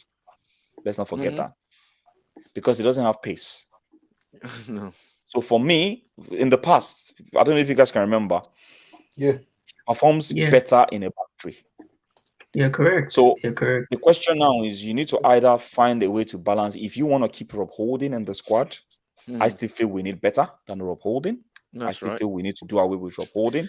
But if Rob Holding happens to still remain, because what I'm hearing is the guy has a big influence in the squad, in the dressing room. He's like a captain in the dressing room, not on the football pitch, but in the dressing room is a captain. Yeah, but I think I'm not sure, but I think he has captained us on a few occasions. Yeah. But if Eric Dyer can get into England squad, this guy should get in as well.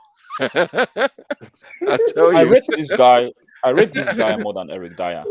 I'm telling you. Did you see what Eric Dyer did against when Tottenham lost the Leeds? He's waiting for the ball. He's waiting for the ball. The striker just go around him and just put the ball in. Like, what the heck are you doing? I feel sorry for Rob Holding. You know why? Because I feel his speed is messing him up. Because the fact that he doesn't have that speed, right? If he has that speed, he would be a better player. Yeah. And I think he needs to go and watch a lot of clips from Mertesacker. Because I'm not saying Mertesacker was the messiah of defense, because even when we had Mertesacker, we were still defensively shambolic. Let's be very honest. But he had the experience to, he was able to make up for position. He was able to make up for the lack of pace with positioning. Positioning sense. And I think that's one of the things he's lacking. And one quality that he has better than Mertesacker, he can head the ball. Mertesacker can't head the ball. Are you sure? He can't. Mertesacker can't head the ball. He's good on his feet than heading the ball. Mertesacker. Way back, Mertesacker's head goal was against Tottenham. But Mertesacker used to win a lot of stars, though. Nah, Mertesacker just good in position. Mertesacker is just like John Terry. John Terry is slow as well, but they position themselves to where a striker will not beat them. So the striker cannot outrun them. Before the striker started running, they started running 10 yards already.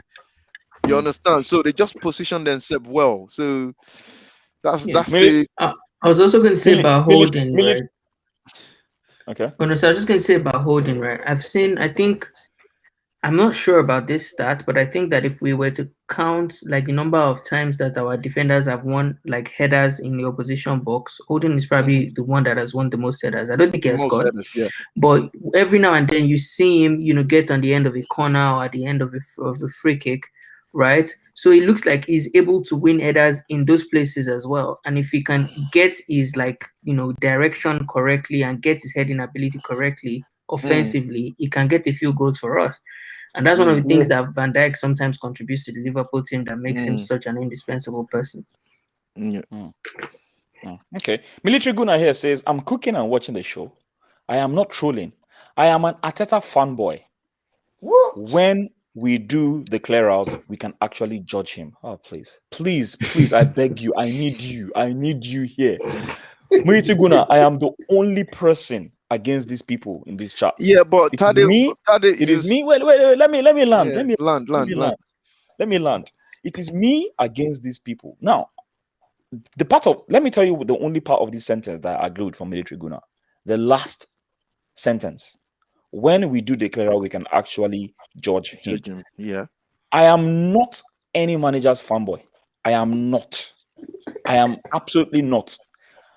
I just believe that if we do a clear out, just like he said, we can judge him on a. For instance, I'll ask you guys this question: can you guys judge Arteta and Lampard on the same level playing field based on the squad they have? Can you judge them and say you expect Arteta to be doing what Lampard was doing with the Chelsea squad? Can you judge both of them? Because I think one of them had a better squad. You can't, right? You're correct. The problem I have, right, in this moment is we need to do a clear out. But I've seen the way Arteta I've seen the opinion he has formed about certain players in the past, and those opinions now seem like they were incorrect. Do you understand? And so that makes me worried. Like, I don't trust him with the clear out because I think he's now going to clear out some people who he doesn't like, right? And they may turn out to be good players. It's just that Arteta did not rate them. For example, Saliba is a good example. I can almost say Martinelli is a good example with the way he seemed not to have given him a lot of chances, although that's debatable because of Martinelli's injuries, right? So that is my only concern. Some people will even say Willock is an example, right? Can I comment about that Saliba? Why do you bring Saliba into the list? Tell us. Yeah, because I don't agree almost convinced us that Saliba was not ready to play football, right? And then the guy went on loan, and then it seemed like he was ready. That's exactly what he said. He said Saliba is not ready. And some people actually thought Saliba was a shit player, right? But look at the guy; it's clearly not. So here's the question to you guys. Yeah. Let me spin this across to you guys. If Arteta had said the same thing about Thomas Partey, as an example, and then say, for instance, the fans revolt and then go on his door and he said, okay, you know what? I'm going to play Thomas Partey for you guys. And we now see all the crap Thomas Partey has been playing for us recently. What would you say? This is just an example, right? I'm just using an example. Say, for instance, he says the same thing about Partey, because if you ask me, Thomas Partey as an example, for me, he doesn't look ready for Premier League. He looks off the pace and he looks tired. Okay? Now, if Arteta had come out to say that and fans got angry and say, you know what, we don't care, play him. And then they play him and then people realize that Arteta was actually right. What would you guys say in that situation? The reason I'm bringing this up is simply because we are not in the dressing room, we're not in the training ground. We don't know how Saliba performs. And let's not forget, we should stop making these mistakes, of comparing Premier League and French League. They are two different things entirely. Yeah, of course. The way they run like horses in Premier League and the tackles, they are bad. They're different. I'm just saying. Tade, I'm not going to go in on Saliba because I've not seen him play. Let me come in. Let me say my own thing as well. I completely understand about what you say about the players, but what I'm trying to say and what I've been saying is players are not improving under this manager.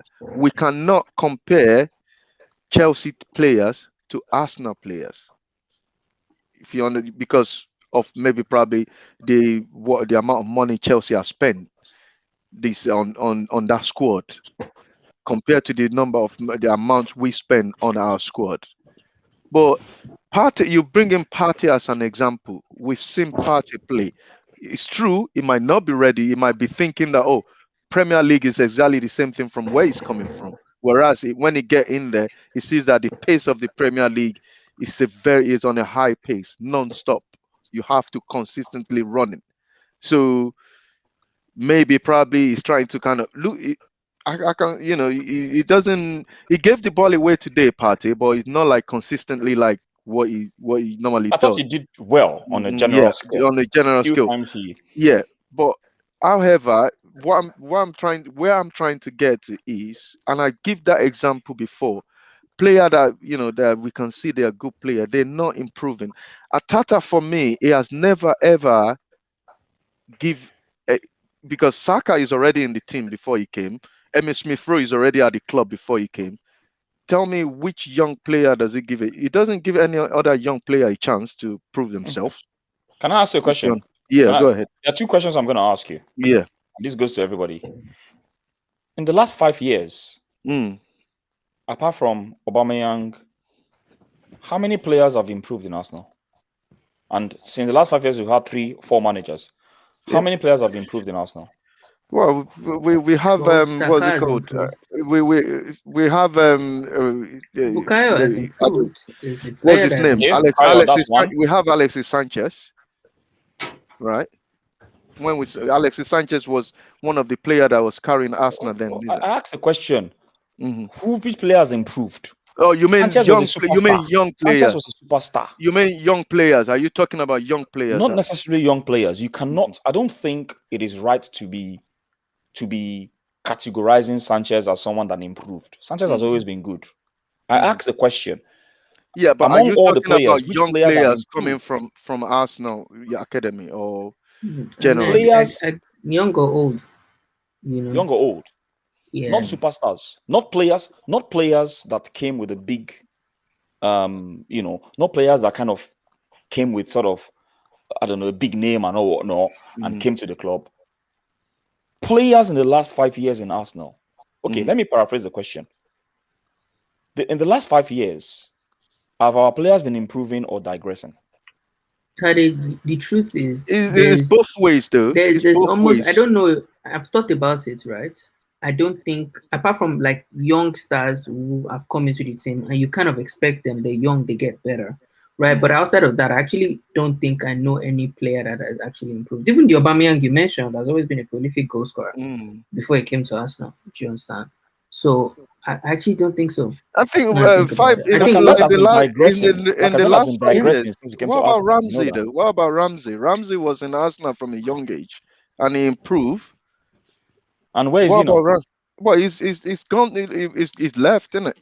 Okay. He left on last year. He's under Emery. So, did you watch yesterday? You were on my show, right? But I don't know if you watched the part where I talked about Ramsey. I didn't hear you talked about Ramsey. No.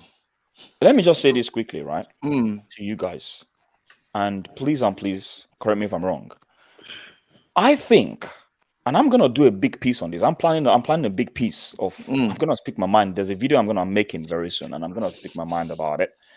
It's gonna be maybe a 10 minutes video, and I'm gonna talk a lot about the problems in Arsenal.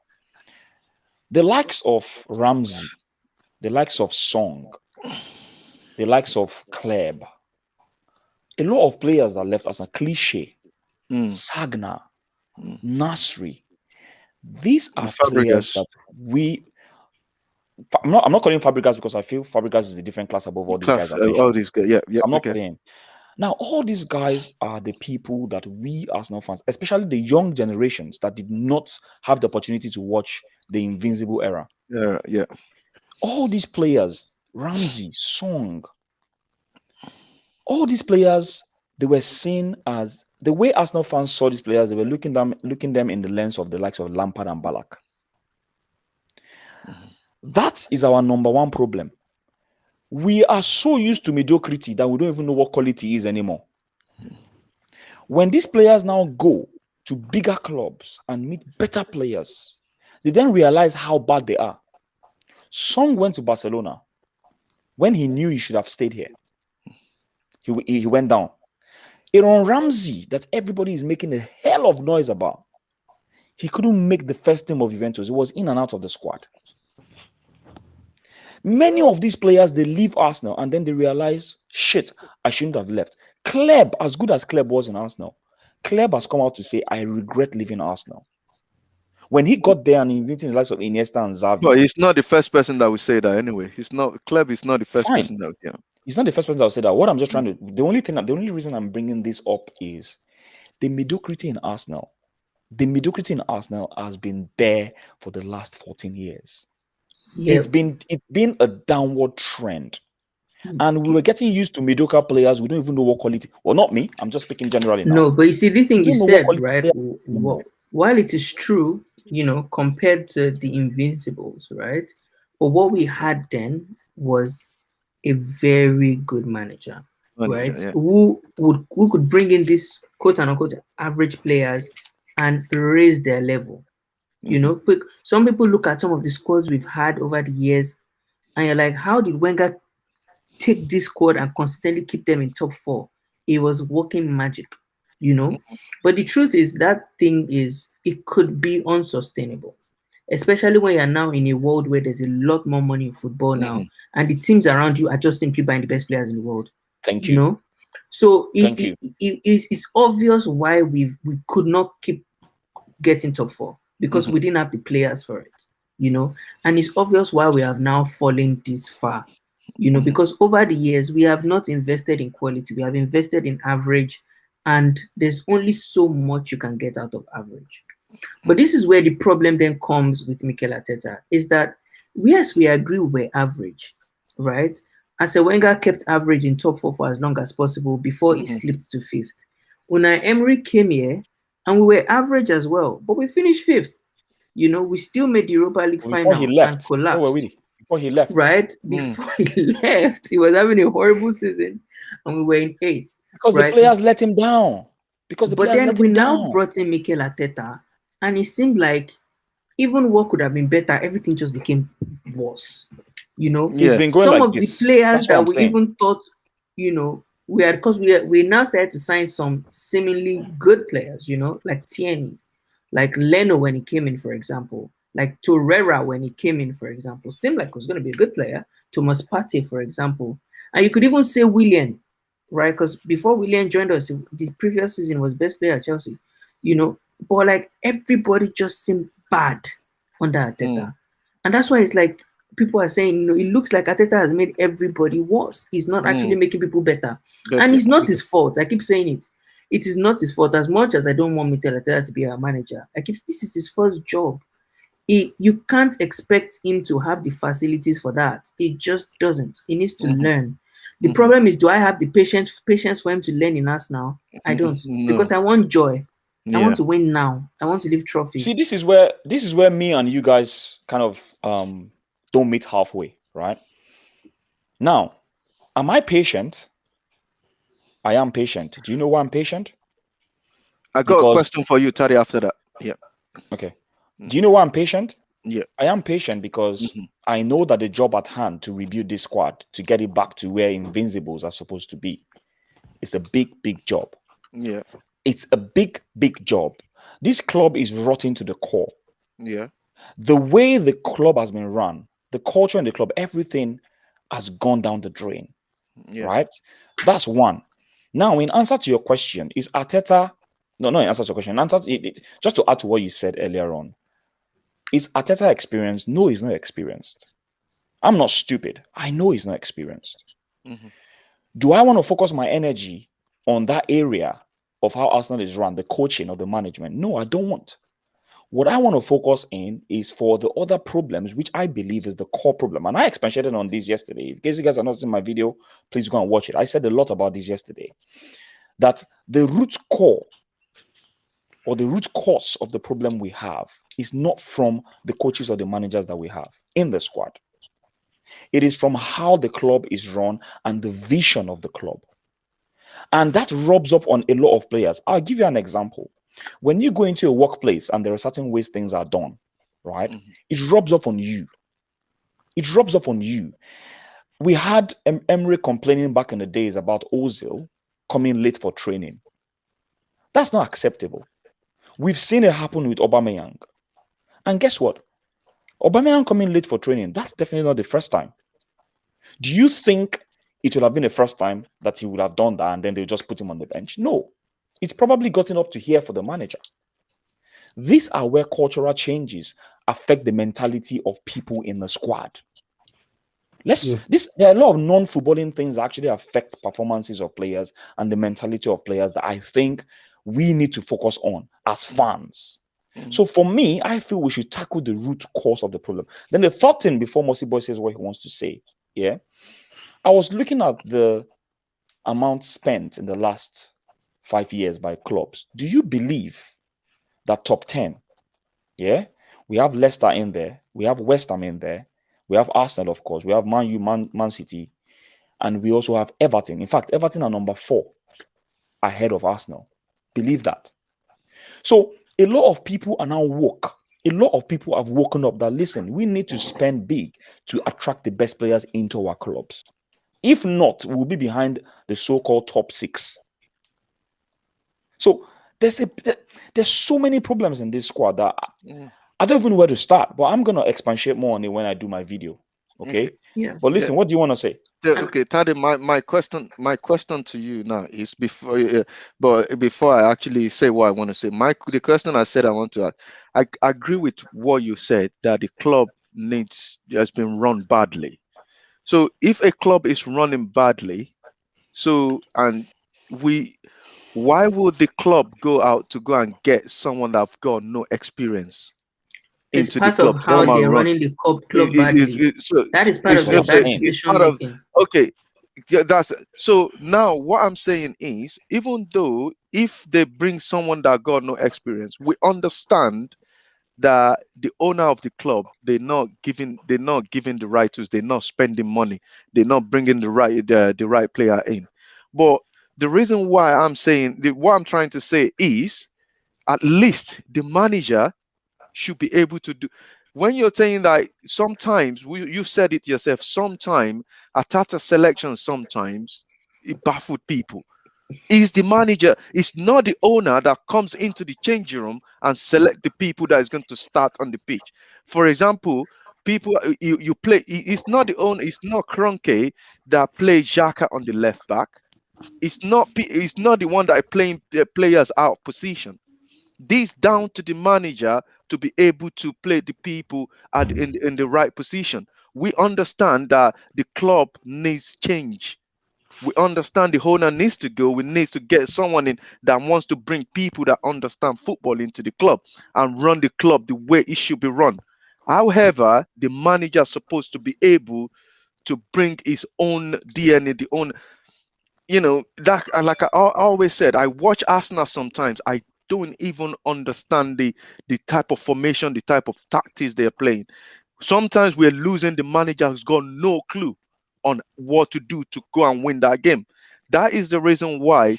And again, one thing I want you to understand, everybody's saying that, oh, we need to change the owner, we need to change the owner. It's not that easy to change the owner. The easiest thing to do is to change the manager. It's not, I'm telling you now. It's not going to solve. This is the thing, right? It is not going to solve Arsenal's problem. I'll tell you what. I understand that. But we just looking at it that changing the owner is going to make. It's going to change stuff. But let me say this quickly because I really want us to finish, and it's already getting to 12:37 now. We need to go to bed quickly. Let me just say this, and I think we'll have to discuss this in more detail on another show. The question is this: if I have high quality players, let's look at Real Madrid quickly, right? Yeah. The reason why, in fact, let's look at Barcelona. The reason why Barcelona could afford to give Pep Guardiola the job back in the days was because of 2 reasons. One, he has the players and the tools to help him. Okay? He has the players and the tools to help him in Barcelona. And they probably have also seen something in Pep Guardiola that said, this guy is going to be a good coach. Yeah? Those, for me, are the 2 reasons. Now, when you look at the track record of Barcelona, most of the coaches that they bring in, we don't even know them. Do we? We don't know them until they become the Barcelona coach. Yeah. Let's be very honest with ourselves. Many of them, we don't know them. We don't. But they're successful. All I am trying to say is, let's not put everything down to manager. Arsene Wenger was helped by the Invincibles team. Yes or no? Yeah, Tade, we're not putting really everything to the manager. The only thing I'm putting onto the manager is just the field. It's just on the field of play. That's all I'm putting on. Let me get to where I'm going to. Let me get to where I'm going to. Let me get. Sorry, Tade, I need to go. All right. That's fine. That's fine. All right, cool. Nice Thanks one, a lot, Jesse. man. Take care. Thanks a lot. Managers and players, it's a symbiotic relationship, in my opinion. You can't put everything down to management. And the reason I say this is because back in the days under Arsene Wenger, there were several times I criticized Arsene Wenger for his tactics. That team that we had in the Invisibles, that team should probably have won the Champions League. Yeah. In my own opinion, I agree. I believe they were good enough to win the Champions League, but we didn't win the Champions League. No. We got beaten by Chelsea. Yeah. And Chelsea got to the semi-final and then, they got beaten as well. The point I'm trying to make is, yes, managers are very, very important. Don't get me wrong. They are very important. I also think the players we have are equally important. However, in Arsenal's situation, there's been a trend for the last 14 years. There's been a trend, and the quality of players that have been coming into this squad is getting us absolutely nowhere. I want us to pay attention to the trend. This thing has been going down a slippery slope. It's been going down a slippery slope for a long time. And now that we're out of Europe, all of us are now opening our eyes and seeing that this problem has been there. Many of us didn't know how bad it was. It's really bad. So the only reason why we're saying give Arteta one more season is if these guys are willing to buy the players, and if these players don't do well under Arteta, I'm like, listen, Arteta, they've given you the best players that money can buy. They've given you the players you want. If you don't do it, then leave. That's all I'm saying. That's all I'm saying. I'm not saying anything beyond that. And I've said it several times on here. But you guys think... Yeah. And I think it's just two perspectives, right? It's two perspectives. So I get your perspective, Tade. You are saying let's tackle the bigger problem, which is solving... Right. But some people, right, including me, by the way, believe that, the bigger problem is harder to solve. There's an easier problem that I can solve, which is the manager. If I had a better manager, right?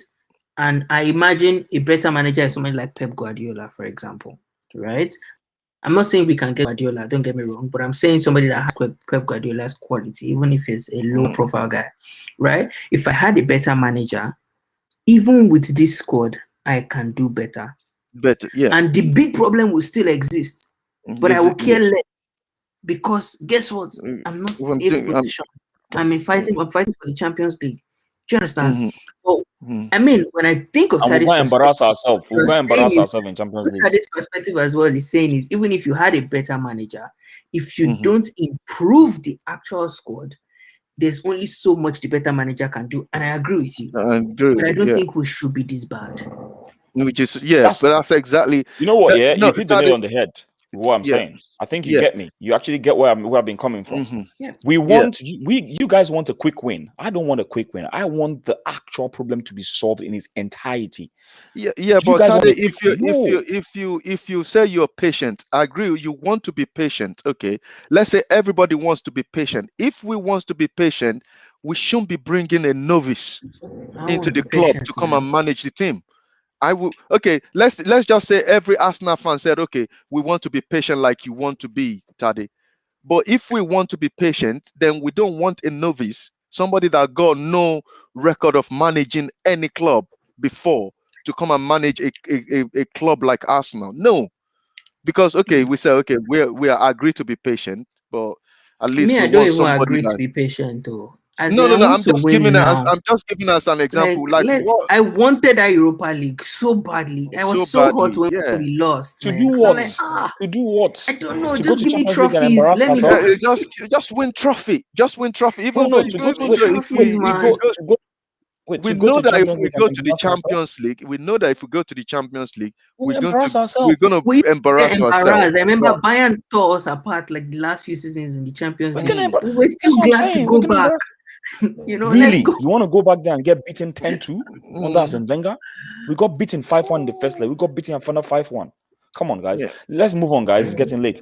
Tams here says, "Hey, big up to you, Tams. In my opinion, Arteta must maintain a back three at the back even during No, next please season don't give until him we those have ideas. stable quality." That's how we started this season and we Do you guys couldn't agree with score. that? No, I don't agree. That's how we started this season and we couldn't score. Don't forget that bad patch when we couldn't score. It's because of these three at the back. It needs to adjust the formation based on the opposition. You know, we can't go three at the back all the time. Play three at the back when it's necessary, but when it's time to face smaller teams and bamboozle them, let's not do that three at the back business.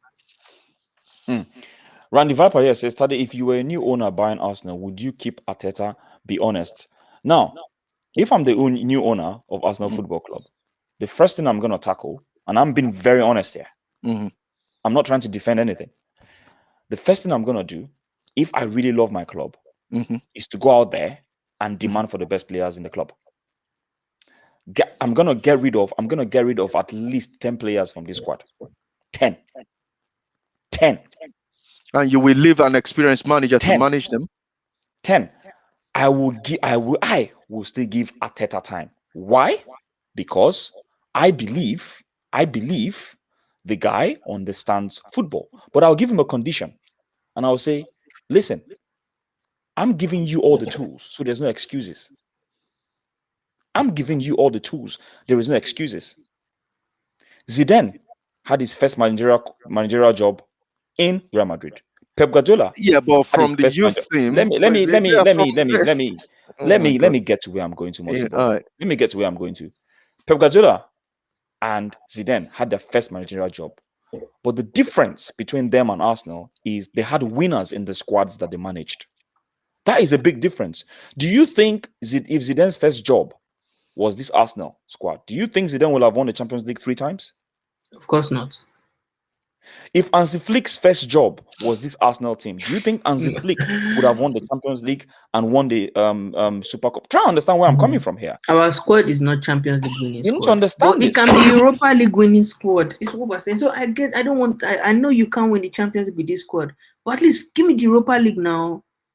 I've answered the questions. As far as I'm concerned. Yeah, but I do think Tade will keep Tade. If somebody asked me that, I'm sorry to say this. I'm sorry to say this. Yeah, I still think you still give this manager an excuse to stay at the club. It's not good enough.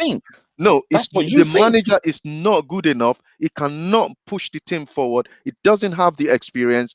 It just needs to go. And I believe next season 2 months into the next season, I believe they're gonna sack him. That's the way. That's what I believe. My own biggest worry for us now is I'm sorry, but I don't trust Arteta with the summer transfer window. I don't. If you signed Willian, you know what? And this Cedric that was saying should go, it was the one who. I mean, you can say maybe somebody else had more influence, but he ratified the signing. Ronaldson, I can't forgive him for signing Ronaldson. You know, those are things obvious.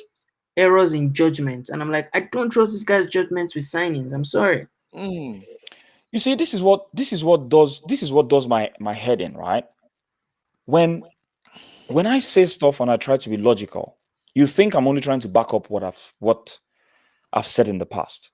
I think things through before I speak, and I want you to think about this before you actually come here and type stuff. Now, you said no owner wants the best for the club. No owner who wants the best for the club will put or hire a novice. And every single time I keep using examples, very valid examples, very, very valid. But you guys find a way to circumvent it and not answer that question or not make reference to that statement. I give very valid points. I've given Hansi Flick as an example. I've given Pep Guardiola as an example. I've given Zidane. And you guys, every single time, you run away from that. No, those examples are not valid. How many clubs do Hansi Flick has been assistant? How many clubs? How many times? This guy has not barely have a 5 years experience. He got no 5 years assistant. He's only in Manchester City for 3 years, and they believe he's good enough to come and manage Arsenal. Can I ask you a question? Since you know so well, how many years did Zidane manage? No, before Zidane become Real Madrid manager, is he not the one managing the Real How many Madrid years? team? How many years? How many But years? he's been there for long before he become the How many I years? don't know the number of years. I can't tell you this is exactly the number of years, but he's been with Real Madrid youth team. Okay. He knows the club in and out. Arteta Okay. doesn't know Arsenal. He's not even a legend at Arsenal. He's more of a legend He in doesn't know Everton than Arsenal. Arsenal. Wait, What wait, does he? How wait, many? hang on. How many Hang on. seasons does Hang he on. play for Arsenal? Hang How on. many Hang on. seasons? Tell me. Hang on. You say he doesn't know Arsenal, but he actually was the captain of Arsenal Football Club But he's the captain for a of while. Arsenal Football Club for how many seasons? So Come what on. are you saying? For how many seasons? That's what I'm At asking. least this guy was in Arsenal for like Is what? for How many? I think it was in Arsenal for like 5 seasons. He was in Arsenal for like 5 seasons. So you telling me that someone that worked in a company for 5 years doesn't know anything about the club? but it's That's not a not valid statement. it's not the type of it's not a that what I'm saying is if I want to pick an ex-Arsenal player to come and become a manager, I would rather pick someone like Patrick Vieira or so. Even though, listen, this guy, we need to be real here. This guy doesn't have the experience to manage a club like Arsenal. Yeah, You I said think that Tade if you are knows the that, owner, right? I think Tade I knows don't that. know What come Tade on. says is that Arteta Bemiga, has sometimes, he yeah. knows football, which is what Tade always says. You know, I But mean, he knows football, but he hasn't got the Let's just managerial move on. Let's experience. just That's move what on. I'm saying. Mossy boy, That's I don't know exactly why. what I'm saying. Mossy boy, I don't know why you keep. You see, I like what Bemiga just said now because it's almost maybe I'll be sending Bemiga to explain what I say to you because it's almost like you don't understand me at all. And every single time I say you don't because you've clearly shown that you don't understand me with the statements you make to me sometimes, telling me that when you're an experienced manager, that come on, really, like I don't know that he's not an experienced manager. But where I am coming from, you never get to understand it. You never get but to Tade, you just said if you're the owner you're buying Arsenal now, you will still leave him there to manage the club after giving him all the tools. Did I give my reasons? You gave your reason. You said you're going to give him all the tools. So how is that hard for you to understand? The reasons I gave, how is that hard for you to understand the reasons I gave? I do understand. Let me tell you one thing. I'll tell you now. I become Arsenal owner right now because I want to win so badly. I'm telling you. Okay, let me say not me. Yeah, not me. A Chelsea owner become Arsenal owner today. Arteta will be the one of the first person that is going to get rid of. That's because you don't like him, and that's fine. No, it's not like you don't like him. It's a fact. He will get rid of him. Mossy boy, you can't force me to change my ideologies and how I see football because you have a different way of saying it. You can't. You're trying to make me say stuff that you want to hear. No. I'm not asking you to say that. I'm just trying to. That's what you're doing about it. I just want you to be real about the situation that is on ground now. You keep saying someone is not being real. My reality is different from your reality. This is where you're missing the point. I don't know if Bemiga understands me. I agree. It's just a difference in perspective.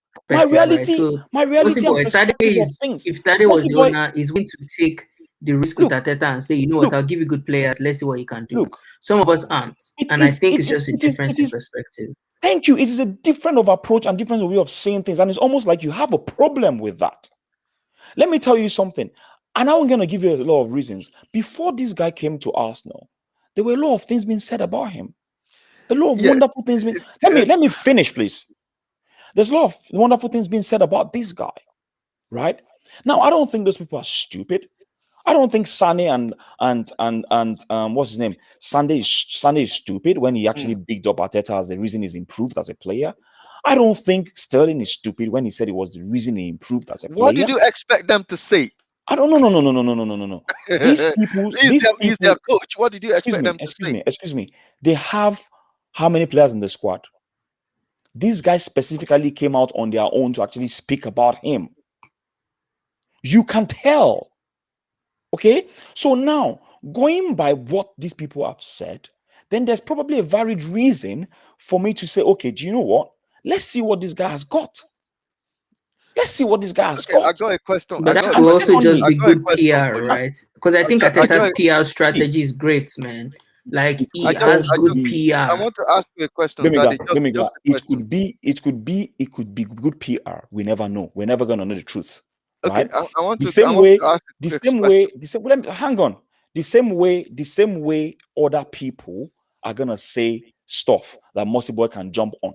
It's the same way people can say stuff that I can actually jump on as well. We never know what's happening in the dressing room. We never know what's actually happening in there. No one knows. No one It's knows. based on speculation in most cases. But you want me to agree to something I don't necessarily agree with. In my own mind and in my own heart, I don't agree with that approach. And I've said it several times. If I am the owner, I will give this guy a chance. Based on what people have said about him, I will give him the best tools and see what he can give me. And if he cannot give me in 1 year, I will sack him. What is wrong with you accepting that? Tade, you said you understand what I'm saying? Okay, Tade. Yeah, but Tade, just know you're the only one, right? The rest of us will get rid of Arteta at the very beginning. But you're the only one, but it's fine. That's fine.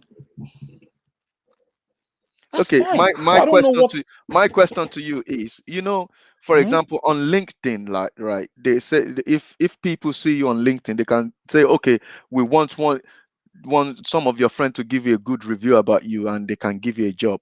Some of your friends give you a good review. Because the people give you a good review, they just employ you, and the job they employ you for, you can't do it. What do you think is going to happen? Boy, I think we should just agree that that's the Tade's approach. To be honest, I know I disagree with the approach. People can come out and say good thing about you because they say good thing about you. I think it's just PR. To be honest, it's just PR. Even till today, you see that it's hard for people to criticize Arteta in the media. Most of the top media guys hardly criticize him. It wasn't even until that Valencia loss that people started saying, "Oh, I can't forgive Arteta." All through the season, the PR was legit. You guys have made some valid points, right? Yeah. Mossy Boy, this point you made is very valid. Yeah? That doesn't necessarily mean that that's the fact. Understand this, right? You made a point about probably friends can do this, they can give you good reviews and all that. That happens. Don't get me wrong. That happens a lot. Okay? Even when you're selling products, people can go in there and just to help a friend and say, okay, they want to help you to sell products and all whatnot. That happens. But you're never really going to know who is saying the truth. You're never really going to know, would you? You will never know. Because at the end of the day, right, it is someone's word against the other. Yeah. Because people can go in there and give actual reviews and said, I used this product and I feel it's good. Boymaker can think that particular review statement is fake. Do you understand what I'm saying here? So you will never really know. So the question is, how are you so sure that these guys are not saying the truth? That's my question. So for me, I feel that it's their word against other people. But the thing is, what I'm going to say, but you're saying that our wingers gotten better. Do you know the reason why I didn't agree with what you said when you said you're going to give him all the but I didn't with what he's got now, with what Arteta has got now, I haven't seen anything that is positive. But what is it going to make me give him all the tools that is going to make things happen? Because if you think that okay, you can make things happen with this thing, with the little that he's got, at least it should be able to make something out of it. Then yes, I can see something that this guy is trying to do. If I give him the tools, then he's going to make something happen. Okay, can I ask you guys this question quickly? Because I really want us to move away from this topic because we need to rate Gabriel. When we were putting in some very good defensive displays, the season I won us the FA, I know what you are going to say because some of you are going to say it's a fluke. No, it's not a fluke. I'm not going to say it's a fluke. Some of you are going to say it's a fluke. I've said it before. And I'm going to answer that question. Go on. When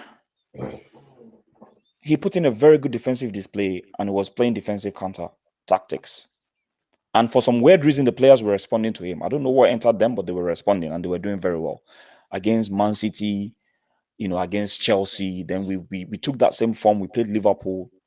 and then we won some games. And I think everyone was like, okay, do you know what? We are seeing a direction, right? Some things are kind of working well. And let's not forget, when Emery came as well, let's go back to when Emery came, we went on 21 unbeaten run. But what happened at the end of the day? They all collapsed, right? Arteta came. We had a very big push. Yeah. They started doing well. What happened? Collapsed. Yeah. That's a trend. Yeah. So with this as Tade Osho, I'm looking at this. I'm seeing a trend. How do you not expect me to think there is a defect somewhere with these players that have failed under 3 managers? Please, can you tell me why you think I wouldn't think that? Can someone tell me why you think I shouldn't think that? You based on what I've think said. that, and you're correct, right? And this is why I keep saying you're correct when you say the players aren't good enough. But what I keep saying is the players are better than the position that they're currently in. So they're not good enough to win the league, but they shouldn't be in 8th position.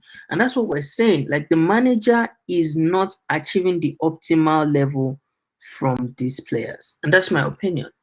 Right? That's exactly what we can be doing better than we are, and it's down to the manager's inexperience. So, for example, when we had that bounce, it wasn't a fluke. The players responded. It seemed like our culture was getting better. But then what happened is responding that now? That's the question. People, yeah, because a lot of time has passed now. When we started the season, we didn't start this badly as well. We won a few games in the beginning. What happened was that people figured us out. They figured out how we were playing, and this is normal. When you do something over a period of time, people figure out how to defend against it. It's still going to happen to Chelsea, right? Because Chelsea is doing well now. It will still figure to Guardiola. So why won't it happen to Tuchel? Am I right? People figure you out, it is time to change. Am I right to say they figured Emery out then? Of course they figured him. Well, to be honest, I don't even think, honestly, right? While I think Arteta and Emery were bad, I can almost sometimes say Arteta even put more of his structure down than Emery, because even under Emery, under 21 game on beating run, that 21 game on beating run, we were suspects. We're suspects. I'm sorry, I'm not going to agree with you on that one. Guy, under Emery, we were suspect. We are not this bad under Emery. Come on. We're not this bad. Really I'm not going to agree with you on that. But Emery used to play attacking football. That's the difference. And with attacking football, your chances of scoring are higher, in my opinion. Arteta plays defensive football, and so his chances of scoring are reduced, right? And I think that's why Emery probably had much more goals and that's why Emery did better, because he will let the players attack. Arteta will not. Arteta will stand at Tottenham and one. Yeah, but why? Look at. Well, it doesn't mean this. I think Arteta had a better structure. Listen, especially since January this year. I totally agree with you on that. Since January this year until the last game and today's game, we have never ever won a back-to-back Premier League game, apart from the last 2-1 that we. It's because we're always defending all the time. Because we don't all our attack went dead under this guy. Mossy boy. With all due respect, Mossy boy, I want you for once separate results from structure. You are so result based that many a times, right? Oh my God! Many a times. Why are you saying? Come on! You saying? How could we go from January until today before we can win a 2 Premier League game back to back? Because we're always defending. Is this defensive mindset? Hang on, Bemiga. Let me come in here, because Mossy boy, honestly, sometimes I'm not gonna lie, man, bro. You frustrate me sometimes. I swear to God, you do. This guy was talking about structure, not results. They're 2 different things. Structure is part of results, mate. No. Result is part of structure. I remember Emery. I remember watching Emery's Arsenal. We used to be so suspect. Almost every time in the first half, we're already down. In the second half, the players will go and smoke weed and come out and grab like one or two. Our structure was weird. That's what I don't understand how I'm going to explain this into Mossy, but you do realize that what Bimga was talking about was structure. Forget results now. The results were bad. Yes. Forget results. He was talking about structure, and you keep talking about results. What does that have to do with the structure he was talking about? We're talking about structure. You can have a structure and still lose. Do you know that? Of course. Are you telling me you can have a structure and still lose games? Is that what you're telling me? But you can have a structure and still lose game. Yeah, that's correct. So what? You're right. So he was talking about structure. Why are you bringing results into the conversation? But we have to. Because result is part of the game. Structure is part of the game. No. You're still missing the point. You're still missing the point. I'm not missing the point, Tade. You are missing the point. I am not missing the point. When there is a conversation at hand, when we're talking about a certain subject matter, yeah, you're moving the goalpost to something else. I'm not moving the goalpost to anywhere. Do you understand what I'm saying? But like I get your points, right? Emery had better results than Arteta, but I think Emery had a worse structure. And I think what works for Emery was when the come down, Emery will allow his boys to attack. Okay. Let me go back to this. Which structure do we have under Arteta? Which structure do we have? Now the structure has collapsed now. We used to have a good structure. In case you don't understand, tell me which structure do we have under this guy? In case you don't understand what I was trying to say, right? I'll give you an example. Barcelona, they play tiki-taka, right? Yeah, we know that's a structure. That is a structure, yes. Right? But do they not still lose games? They still lose games. Yes, they still lose games. They still lose games. What we're trying, what this conversation, listen to me, Mossy Boy. Yeah. This conversation was about structure. I repeat, it's about structure. I understand, yes. Results. Okay, we take the result out. That's why I ask you a question. Which structure do we have under Arteta? Let me get to where I'm going to. The conversation is about structure. We are comparing Emery's structure to Arteta's structure. And I'm telling you, we're not this bad. Look at Mossy Boy. So when Tade talked about last season, no. I'm saying we're not this Mossy bad. Boy, remember last season? No, Mossy Boy, remember last season when we won the league, when we won the FA Cup last season, right? It seemed like we had a structure. No. I'm talking about that. Let me tell you one thing. Let's talk about just that time. Let me tell you one thing. No, I will correct you on that one. Let me tell you one thing. I'm happy we won a trophy, but when Arteta took over from Emery, right? We're not in 8th position. Remember, FA Cup this guy won. Everybody forget the position that we finished in the table. We finished 8th. Don't let the FA Cup blind you at all. We finished 8th in the table. And when this guy took over, we're not in 8th. I think we are in 6th position then when he took over. That was when Emery is doing bad. No, and we finished. We're not. Go and check it. We are 6th. We are 6th position when he took over. That is when we're having a bad run under Emery. And we finished 8th. Because he won FA Cup, everybody think that, oh yeah, Arsenal are back. No. The Relentless Sports Hub, let me answer these comments. We've actually digressed from player ratings. We still have a few players we need to take on. We've actually digressed. We've been arguing about stuff. Yeah. Let me just answer this Relentless Sports Hub. I apologize. I was supposed to answer this. He said, let me ask you this question. You are saying that this manager will become good when he gets players. What positive signs have you seen this season that tells you he can work with more players and more egos? That's a very fantastic question. That's exactly what there are two ways I'm going to answer. There are two ways I'm going to answer this question, right? One is about the structure. One is about results. Okay. Now, in terms of a structure, I remember very well when Arteta came in, there was more structure, in my opinion. Mossy Boy doesn't agree. There was more structure compared to what we saw under Emery. However, Rome wasn't built in a day. And I remember very well when he started, he wanted the players to be playing out the back a bit more. Yeah. And for me, they've actually improved much more. Barring the mistakes, don't get me wrong, they made a lot of stupid mistakes, which are self-inflicted, by the way. We know that. So many teams are waiting for Arsenal to actually make a mistake and then they score. We make a lot of mistakes. But the structure that this guy has brought in is for the people to be able to play out the back. Have we been successful with it? No, we haven't, because we've made a lot of errors and we've lost games from that. This is why I said, try and separate the two, Mossy Boy. Now, this is me separating the two. We have a structure which is try and play out the back and get the runners on the wings to come in and whip the crosses in. That is the structure from Arteta. And part of that structure is playing to the left. Hang on. Yeah, that's part of the structure. But the question, Mossy Boy, can we have a sort of proper conversation? Yeah, we need to have this. I'm listening to you. Yeah. Yeah, because now you're still going back to trying to go to results. Forget results. No. I'm not. That's not result. You are talking about structure, and I'm telling you, part of that structure is for Atata to be playing to the left all the time. Good. It's not part of the structure. Now let me tackle that. Let me tackle that quickly. When you see a squad whereby among all your fullbacks, the best delivery you will get is from Tierney. As a coach, if you've seen Bellerin, you've seen the other right backs that you have, and then you see Tierney, which of the wings do you think you will want to operate a bit better from? Try and understand this carefully. I understand. He's actually looked at the strengths. Answer that question. I will answer that question. Let me quickly answer that question. You playing to the left. The teams know that when you get the opponent you're playing knows that when you get the ball, the only thing you want to do is just to go to the left. But as a manager, you should know that, okay, they figure me out. Then why don't you tell the team that, okay, we have option B.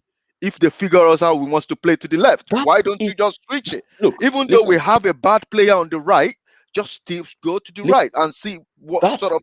That is a valid point, right? But that's not the point of this conversation. I'm answering this. It's like you're always we're talking about structure, and it's still structure I'm still talking about. You are talking about whether or not the manager should change the structure. What I'm talking about, I'm answering this question. There is a structure, and I'm explaining the structure to you. Now, whether that structure is working fine or not is a different question entirely. Okay. That's not what I'm tackling now. That's why I say sometimes you jump. I'm tackling one question. Do we have a structure? I've explained the structure to you. Now, whenever Xhaka plays on that position, notice this. We don't attack from the left anymore because Xhaka can't do what Tierney does. He now brings in Chambers, and Chambers is now the one that we use from the right.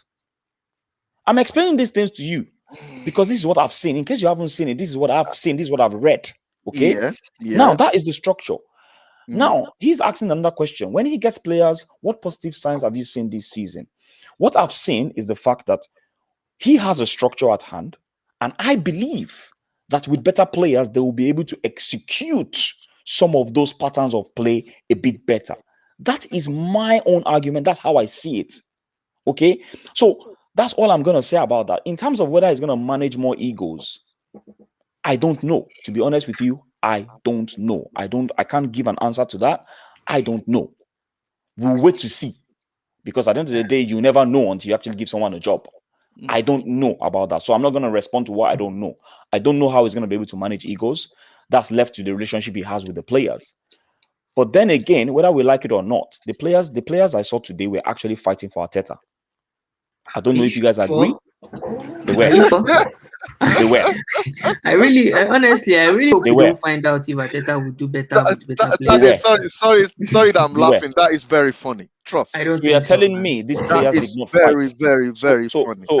So you're telling me these players did not put in the ship. No, listen, they're not fighting for that. This player I'm seeing today, because they're playing a London club, they don't want to lose to them.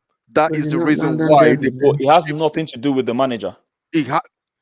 Come on, man. Come on. It's a simple question. If they were fighting for Arteta, they should have scored against Villarreal, man. Yeah, if they're fighting for the manager, they should beat that Villarreal game. They didn't fight. Olympiacos. Someone said in the comment, we lost to Olympiacos, we lost to Villarreal. They should be beating those teams. Those two teams that we lost to, they don't have the quality player Arsenal have. But can I ask you a question? It was the same you that said the way Arteta set the team up for Villarreal, you didn't like it. So doesn't that mean? Didn't like? What do you mean? I didn't get what I said. You said that the way Arteta set up the team against Villarreal, and I think all of us agreed that all of us agreed, man. He set up was all of us agreed, weird. right? That the way he set it up was weird. So the question now is, if these guys were not playing for Arteta, why is it that they followed his instructions in the way they played against Villarreal? Oh my days! Let me tell you one thing. Listen, don't be saying "oh my days." You see, Mossy boy, you're always trying to run away. When I say stop, no, I'm not running away. I'm answering. I want to answer your question. So you play football, I play football. When if I, with the level we are playing, if I don't start, I will be angry that, oh, okay, I want to start. I want to start a game. You'll be angry, you want to start a game. And maybe probably the manager now asks you to come in. The manager asks you to come in maybe probably 50 minutes or 65 minutes. Even though you are not happy, you will still go in and you still want to go and play football and win, right? That is football for you. It doesn't matter. You will still want to go. Can I ask you Come why on, you man. think these players? Can I ask you why you think these players are not playing for this guy?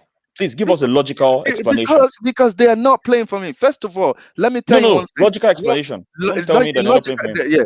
What I'm telling you is some of these players, they play in the same era as Atata. They're not giving this manager enough respect. So this is the reason based why on what? They're not. You're saying off based on what? Based on what? Because they're not respecting him. That is the thing. They're not taking his instructions in, because they believe his tactics. Listen, they believe. No. You asked me a question. I want to answer it. But you just made a blunder. You just made a blunder. No, I didn't make a blunder. Okay, tell me which blunder. Which blunder did I just make? I asked you to give me a reason why you said, and you said because they're not playing for him. How is that a reason? No. I didn't say they're not playing for him. I said. You want us to rewind this video? I said, listen. I said because they don't respect most of the players do not respect this manager because because most of them play on the same era as him. That's why you want to bring a manager into a club. Don't bring a manager. Look at why did you think? I will give you an example. Most of the reason why Lampard is not doing well. How many players in this squad? Look, I'm only giving you back. You said something now, and I'm gonna feed you back with what you said. Apart from Bellerin, mm-hmm. How many of these players were his mates? Well, you just said it. I'm tackling. What about Aubameyang? What about Lacazette? What about William playing in Chelsea at the same time when Ateta is playing? Aubameyang played with Ateta. No, not in Arsenal. But I think what I'm saying, I'm saying they're playing the same era. That is what I'm saying. That have to do with anything? Come on, man, Tade. We just need to be real. What do you mean? What does it have to do anything? What does it have to do with anything? The same thing happens to Lampard at Chelsea. Most players at Chelsea play at the same era Lampard play. They don't give him enough respect. They just said, okay, no, we need someone with experience, or we need someone that this player is going. They just come on, Tade. Don't just let's. No. That can be valid, but I wanted to provide an answer to Tade's question as well about why I think the players are not playing for the manager. Is that we've seen, so I mean, we talk about Ateta's structure. I mentioned how I think he brought a good structure when last season, but I think that structure has totally collapsed now. But I think that Ateta has showed us that he believes in his tactics. He has brought his tactics to this club. He has been stubborn about his tactics, and the tactics have not worked many times. So if I was a footballer and the manager is telling me to do something, and game after game after game, the thing you're telling me to do is not working, right? I will stop believing in it. So I don't think the players believe in Ateta's tactics anymore. And it's why I don't think they're playing for him. Because a lot of the things he has tried has not worked, especially in critical moments. So I personally don't think they're playing for him. I think today they played for their personal pride, and it was a North London derby. If they were playing for him against that second leg against Villarreal at the Emirates, he wouldn't have played 0-0. I don't think they're playing. I don't think those players believe in it. But like I said, it's just my opinion, right? We can have diverse opinions on the show, but I don't think these players are playing I just think this player think that if we drew this game with Villarreal, they're going to get rid of him. So that's what I think the players think. Listen. For me, what you just said, Bemiga, I think for me that's a well laid out reasoning that I can, even if I don't agree with, I can actually see what you're saying. But for you to come out, Mossy Boy, and tell me because they played in the same era, bro. Oh my God, bro. Yeah, well, you might not agree with me, but bro, that's what I think, bro. Are you kidding me? Okay, what do you think this player playing for him? Do you think they are playing for him? Yeah, I think Tade thinks they're playing for him. But I think Tade has said he thinks they're playing for him anyway. So like, you don't need to ask him that question. Please, thanks a lot to this angel that sends me $14. You didn't put your name. I would have actually bigged you up. I would have bigged you up, but thanks a lot. Thanks, Anonymous. I don't know why you didn't put your name, but you can always message me and let me know. Yeah, but we should actually mention this. So many of these young managers are not doing as well, right? So you've mentioned Lampard at Chelsea, Pirlo at Juventus as well. That's right. So great. But do you think Pirlo will be at Juventus next season? Because they're struggling to finish the Champions League, right? Because I don't think so. Anyways, because especially if they don't make Champions League, I don't think he'll still be there. But we'll see. And I will say Pirlo has got he's got the materials there. He's got Cristiano Ronaldo is part of his squad. He's got a pretty good squad. But we'll see, right? I really hope. I don't trust Arteta, to be honest. I don't trust him with the transfer window. But my judgment is not what happens at the club, right? But I really, the truth is, I want to be wrong about Arteta. I want Arteta to succeed because if he succeeds, then Arsenal succeeds. But man, the man has been. But if Arteta succeed, I will be the first person to literally when that next season comes. Okay, I'm wrong all along. If Tade proves us wrong and Arteta goes into next season with better players and we're competing, feel free to call us out and say call us out.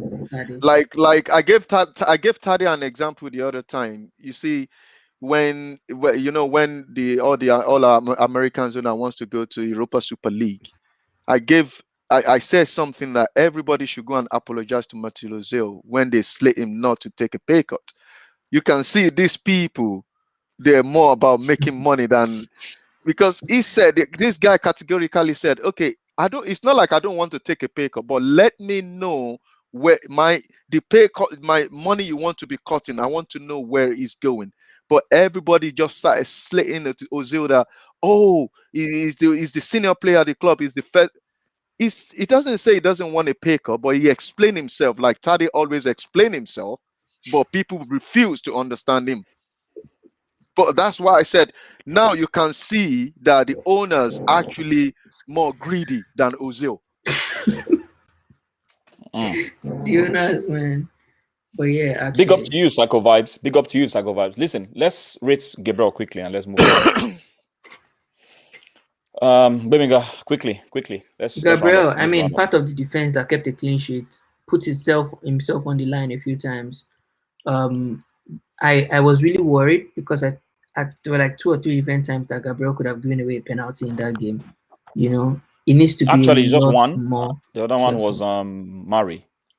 Oh, okay. But I think he needs to be a lot more careful because it takes only one, right? Give him one penalty and it's 1-1. So if you ask me, still keep a clean sheet. Yeah, but of the 3, right? Of the 3 holding Murray and Gabriel, right? I think those 2 will score higher points than Gabriel today, right? That's just my opinion, right? You think so? Just because, I'm really worried about Gabriel. To be honest, I really like Gabriel. I think he's probably our best central defender, but there's a lot of a huge part of his game that needs to be refined. So yeah, I will give him a 6. I'll give him a 6. Yeah, but I said it before. Gabriel is not a player give him like. A 6. Wow. It's not a player like It's not a player like Gabriel and Murray. Murray and Gabriel, they are more calm on the ball. Gabriel? These guys. Murray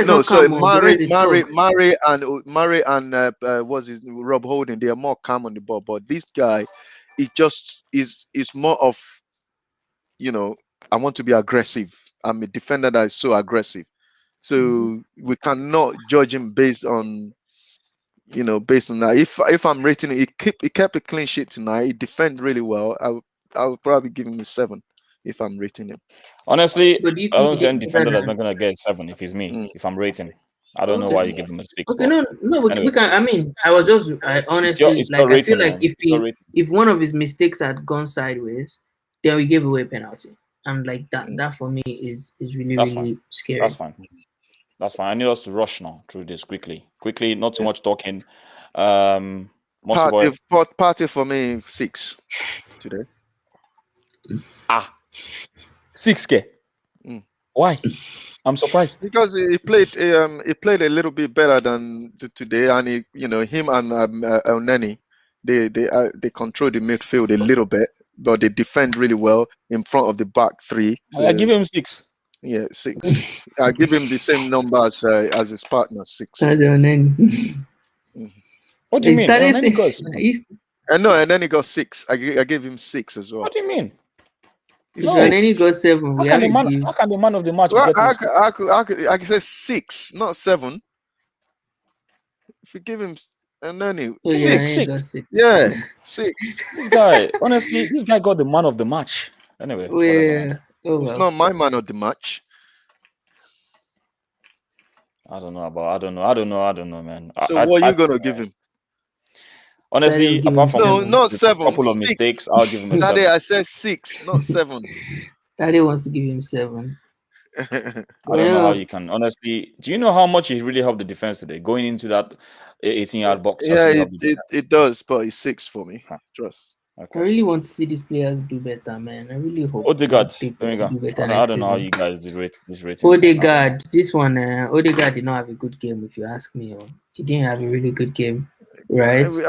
I'm just praying at the end of the season. I just don't want to hear that. He didn't have a really good game, especially because he was really defending, though. What did you realize? Most everybody was defending. Yeah, they're defending. Everybody was defending today. Everybody was defending, but sometimes if everybody was defending, we give everybody 7. Yeah, but for me, it's in the moments where it mattered, when we could attack, when you could do an offensive thing. Did you make the right decisions? Did you give the good pass? There was even one time Odegaard could have had a shot on goal, and he now did a back pass for Bellerin. I'm like, guy, shoot! You're an attacking player. What is wrong with you? You're giving the pass back to the defender to shoot. What is wrong with you? I don't think he had a good game, right? Wait. Are you talking about the back pass that he gave? Yeah, I thought he could have taken the shot. That was the intelligent pass. I don't see anything wrong with that pass. Why would you complain about that? Why would you complain about that pass? He should have taken the shot. That was a back heel pass. Shoot from where? From the right, with his right foot from that angle with the defender on him. Come on, man. Come on. It seems like you play too much PS. Maybe at the end of much PS, man. Seriously. Oh well. Now watch that replay again. That's the one that Bellerin gave to him, right? Yeah, Bellerin gave to him, and then he was going, and then he gave it back to Bellerin. I can't believe you're gonna blame him for that. But yeah, whatever, man. Like at the end of the day, I don't think he had a great game. I would give him a 5. I agree. His lucky is not me. I'm giving him 4 anyway. Nah, I give him a 5. Mikel Arteta masterclass today. Yes, it does. It does, mate. Thanks. Randy Viper, thanks for the pound. Thanks for the dollar, man. He hasn't given it. He's asking. He's asking. Oh yeah, you just say thank you to him. He's gonna give you a dollar bill, man. Yeah. All right, Arteta, quickly, the two of you, Arteta, so that I can end this show. Arteta, set up the team defensively, just grind the game out. This is what we're saying. Even though if we're not playing well, just win. Grind it. Just win. That's just win for you, man. It's kind of. I'm not saying we should go to the 38 game all season unbeaten or not lose a game, or at least just put a fight in. Just put a fight in. Look at yesterday. I will give you one example before I give him rating. Look at yesterday when Crystal Palace is playing Southampton.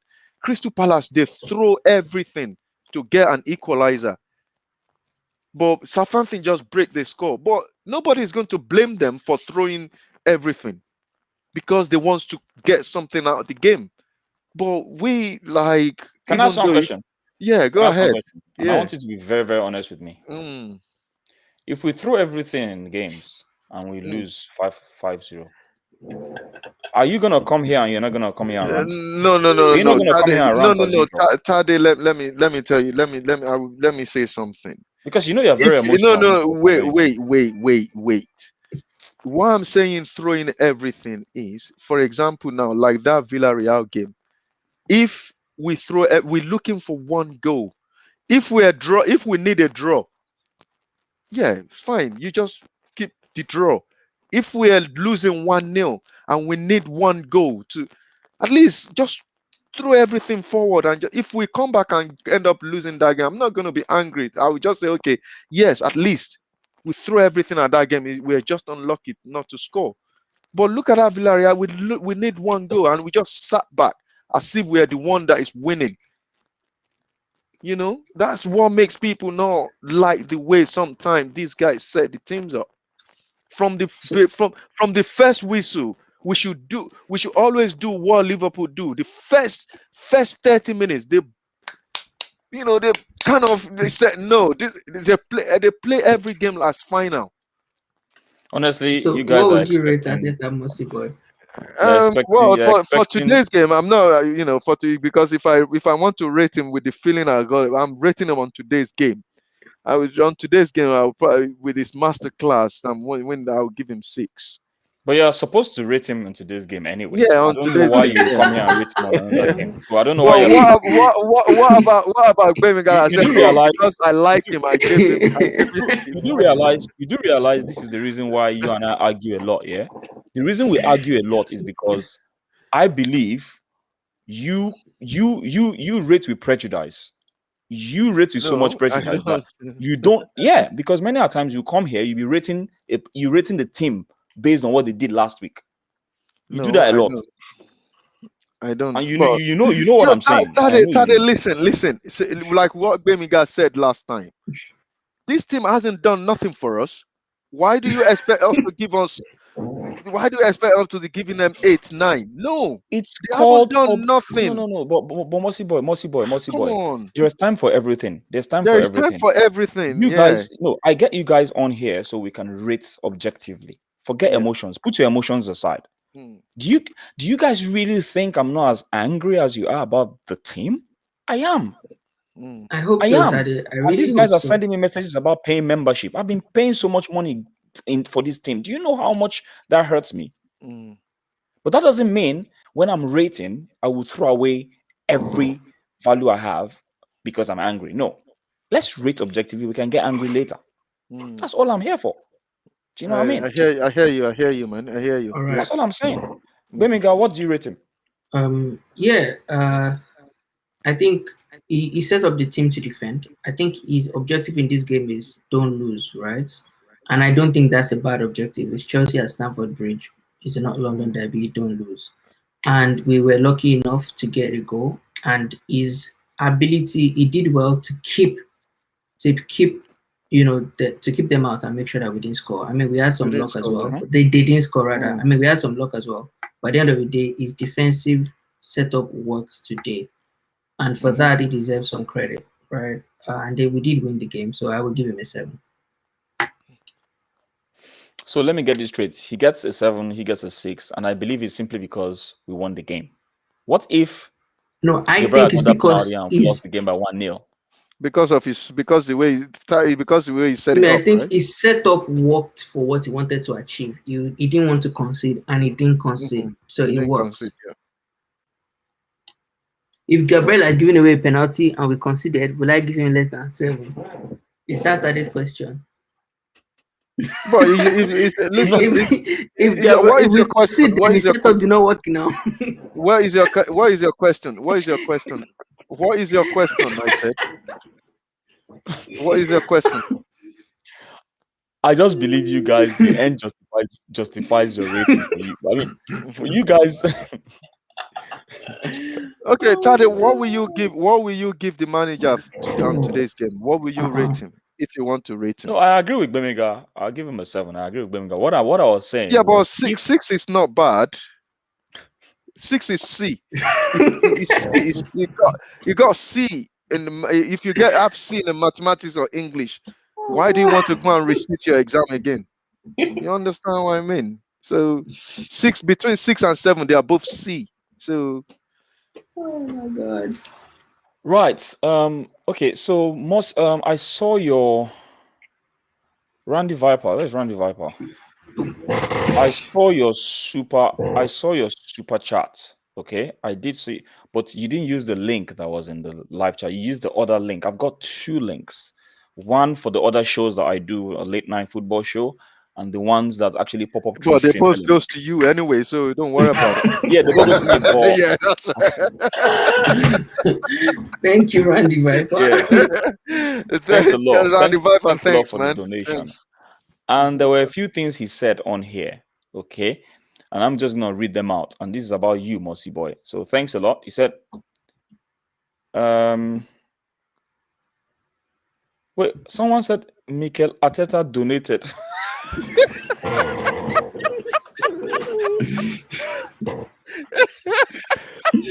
I think this is him. I think this he said, Tade, thank you for defending me. Can you bring it up? I can't. Do you know what? Let me bring it up. Mossy Boy, just know if you have a channel, Mikel Arteta is never donating to you.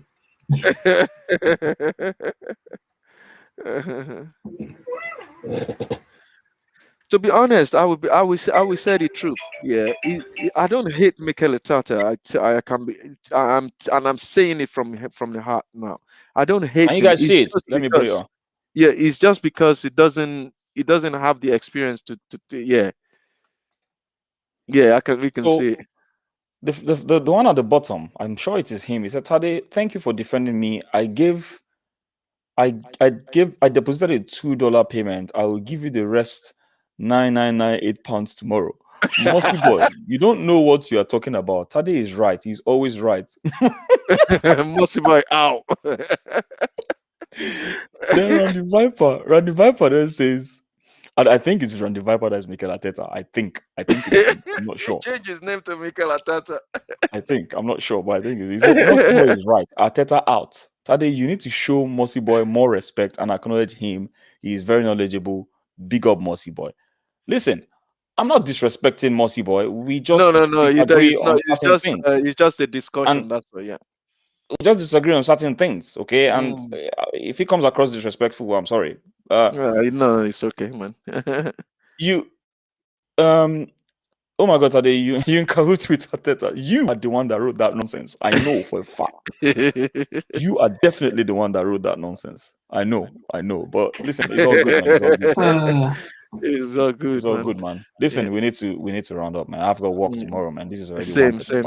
I started work at 8 as well. So. Well, you all need to go to bed, man. I can't believe we've been on here for ages, man. How many hours? Which state are you in the US? Which state are you in?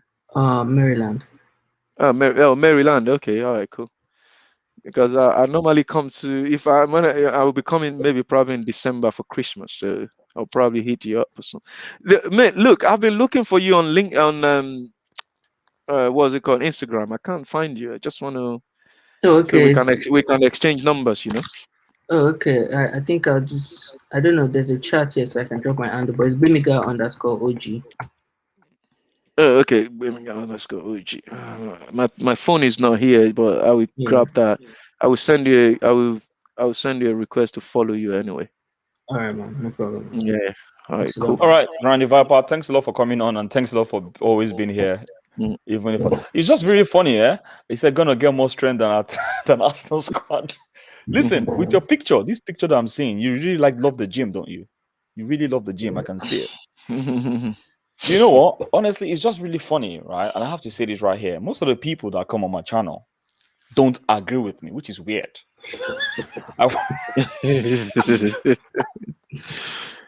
Do you know what, Tade? That's why this channel is so different to every other channel out there, you know. So I guess that's what makes it interesting, exactly. Interesting, yeah, that's right. Yeah. Right. By the time this channel is going to go boom, you will be surprised. I'm telling you. It's gonna be I'm gonna be getting all the abuse and insults on there, innit? No, you won't. I'm sure you will get a lot of people. Akuma is always on your side anyway. So please, Akuma, if you're watching this right now, I need you, man. I need you, man. I can't do this alone. Every single time I'm arguing with everybody. I'm arguing with this guy called Ricardo every time. He never agrees with me. Never. Tuchel, I don't know how Arsenal would have scored if we didn't give it to them ourselves. Was that what he said? Yeah, that's what he said. So, I mean, that's his problem. We beat him, man. Well, is that it's not, that's not my problem. We I beat don't you. care, be man. honest, yeah. I have the 3 points. Sorry. Yeah, to be honest, yeah, You know, that's a yeah. Do you know the only manager in the Premier League that never made an excuse for his team is Pep. He will just accept the defeat. He will never make excuse for his team. If his team play bad, he said they play bad. If his team play well, he said, yeah, we really play well. But every other manager, they just look for excuse to say, okay, with this, with that. To me, I think they're trying to protect their managers. Sorry, their mm, players. their They Just players, like play. yeah, Arsene Wenger does. I used to be back then when I used to be very emotional. I used to be yeah, very angry with angry with Arsene Wenger's Arsene press Wenger thing. conference But because that guy can talk in riddles, you know. Arsene Wenger, he will not come out straight. We look at the night that we want to the following morning that we're going to sign Ozil. They ask him the question, and this thing is all over. They ask this guy. This guy said, "We will see." He never answered the question straight for us. Oh Come my on, didn't you goodness, see? this guy. Arteta but kind of does that as well sometimes. Today they Yeah. asked him, learn from him. "Oh, we see your formation. Who is playing right back?" He said, "We'll see." Guy, is this Saka? We'll see. But you know, he came out recently to say it in one of the interviews. Was it Bein Sports? Was it last week or last 2 weeks? That he normally doesn't like to reveal that the best deals are done secretly. Because once you go out and say, you know how many times things have leaked that Arsenal were going for. Do you know we're going for Giamata, we're going for Lukaku before they pounced on those players? Before Chelsea pounced on those two. Do you guys know there are a lot of players who were going for? Even Cristiano Ronaldo. You know, we're going for Cristiano Ronaldo before Man Yeah. United. Yeah. Yeah. A lot of But I players. heard that then they've already printed Cristiano Ronaldo shirt at Arsenal. I heard that, but you know, you just kind of fall through. That's So the problem. That's why he does it secretly, because once he lets it out, because Arsene Wenger has a very good eye for talent. You have to give that to yeah, him. of course. He has a He's the, very he's the yes, one he that has said he's the one that said if you want to be a professional footballer at the age of 14 or 13 or 14, if you don't have skills, you can never be a footballer. That's what he said. I didn't even know that. Yeah, boy, I watch on you on YouTube. I always watch all this interview. Like, if you want to be a professional footballer at the age of 14, at least you should have a lot of skills. Like, you know. But Jonathan, thanks a lot, man, for coming on. Ricardo, I don't agree with Tade. I will never agree with him. This guy is just useless. He's just a troll, man. Anyway, listen, guys. I need you to see, go. Tade, I really need let to me go. tell you one thing. You see, these are the guys that makes this channel so unique. So all these people, they just come here, they say their mind. You know, it's You mean good. to troll me? It's good. It's good. It's good. They get you talking. You get me? So that is a Do you thing. guys think I like to talk? Yeah, well, Freaking you hell, know, man. that's why you're a YouTuber. You have to be able to talk to be a YouTuber. If you're not be able to talk, then you know. Freaking hell. Anyway, listen, big up to every single person. Ricardo, Egbon Alexandra, Randy Viper, Jonathan, Jesse. Psycho Vibes usually comes in here to talk. Arteta, whoever that is, whoever Aston gave me Manic. the anonymous tipper, thanks a lot. Myself and Arsenal Manic, we had a fight yesterday. But yeah, it happens. Who won? The Relentless Sports Hub, big up to yourself.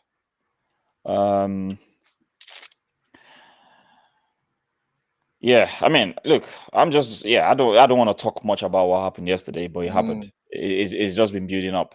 It's just been building up, to be honest. But yeah, it happens. I just had to address it.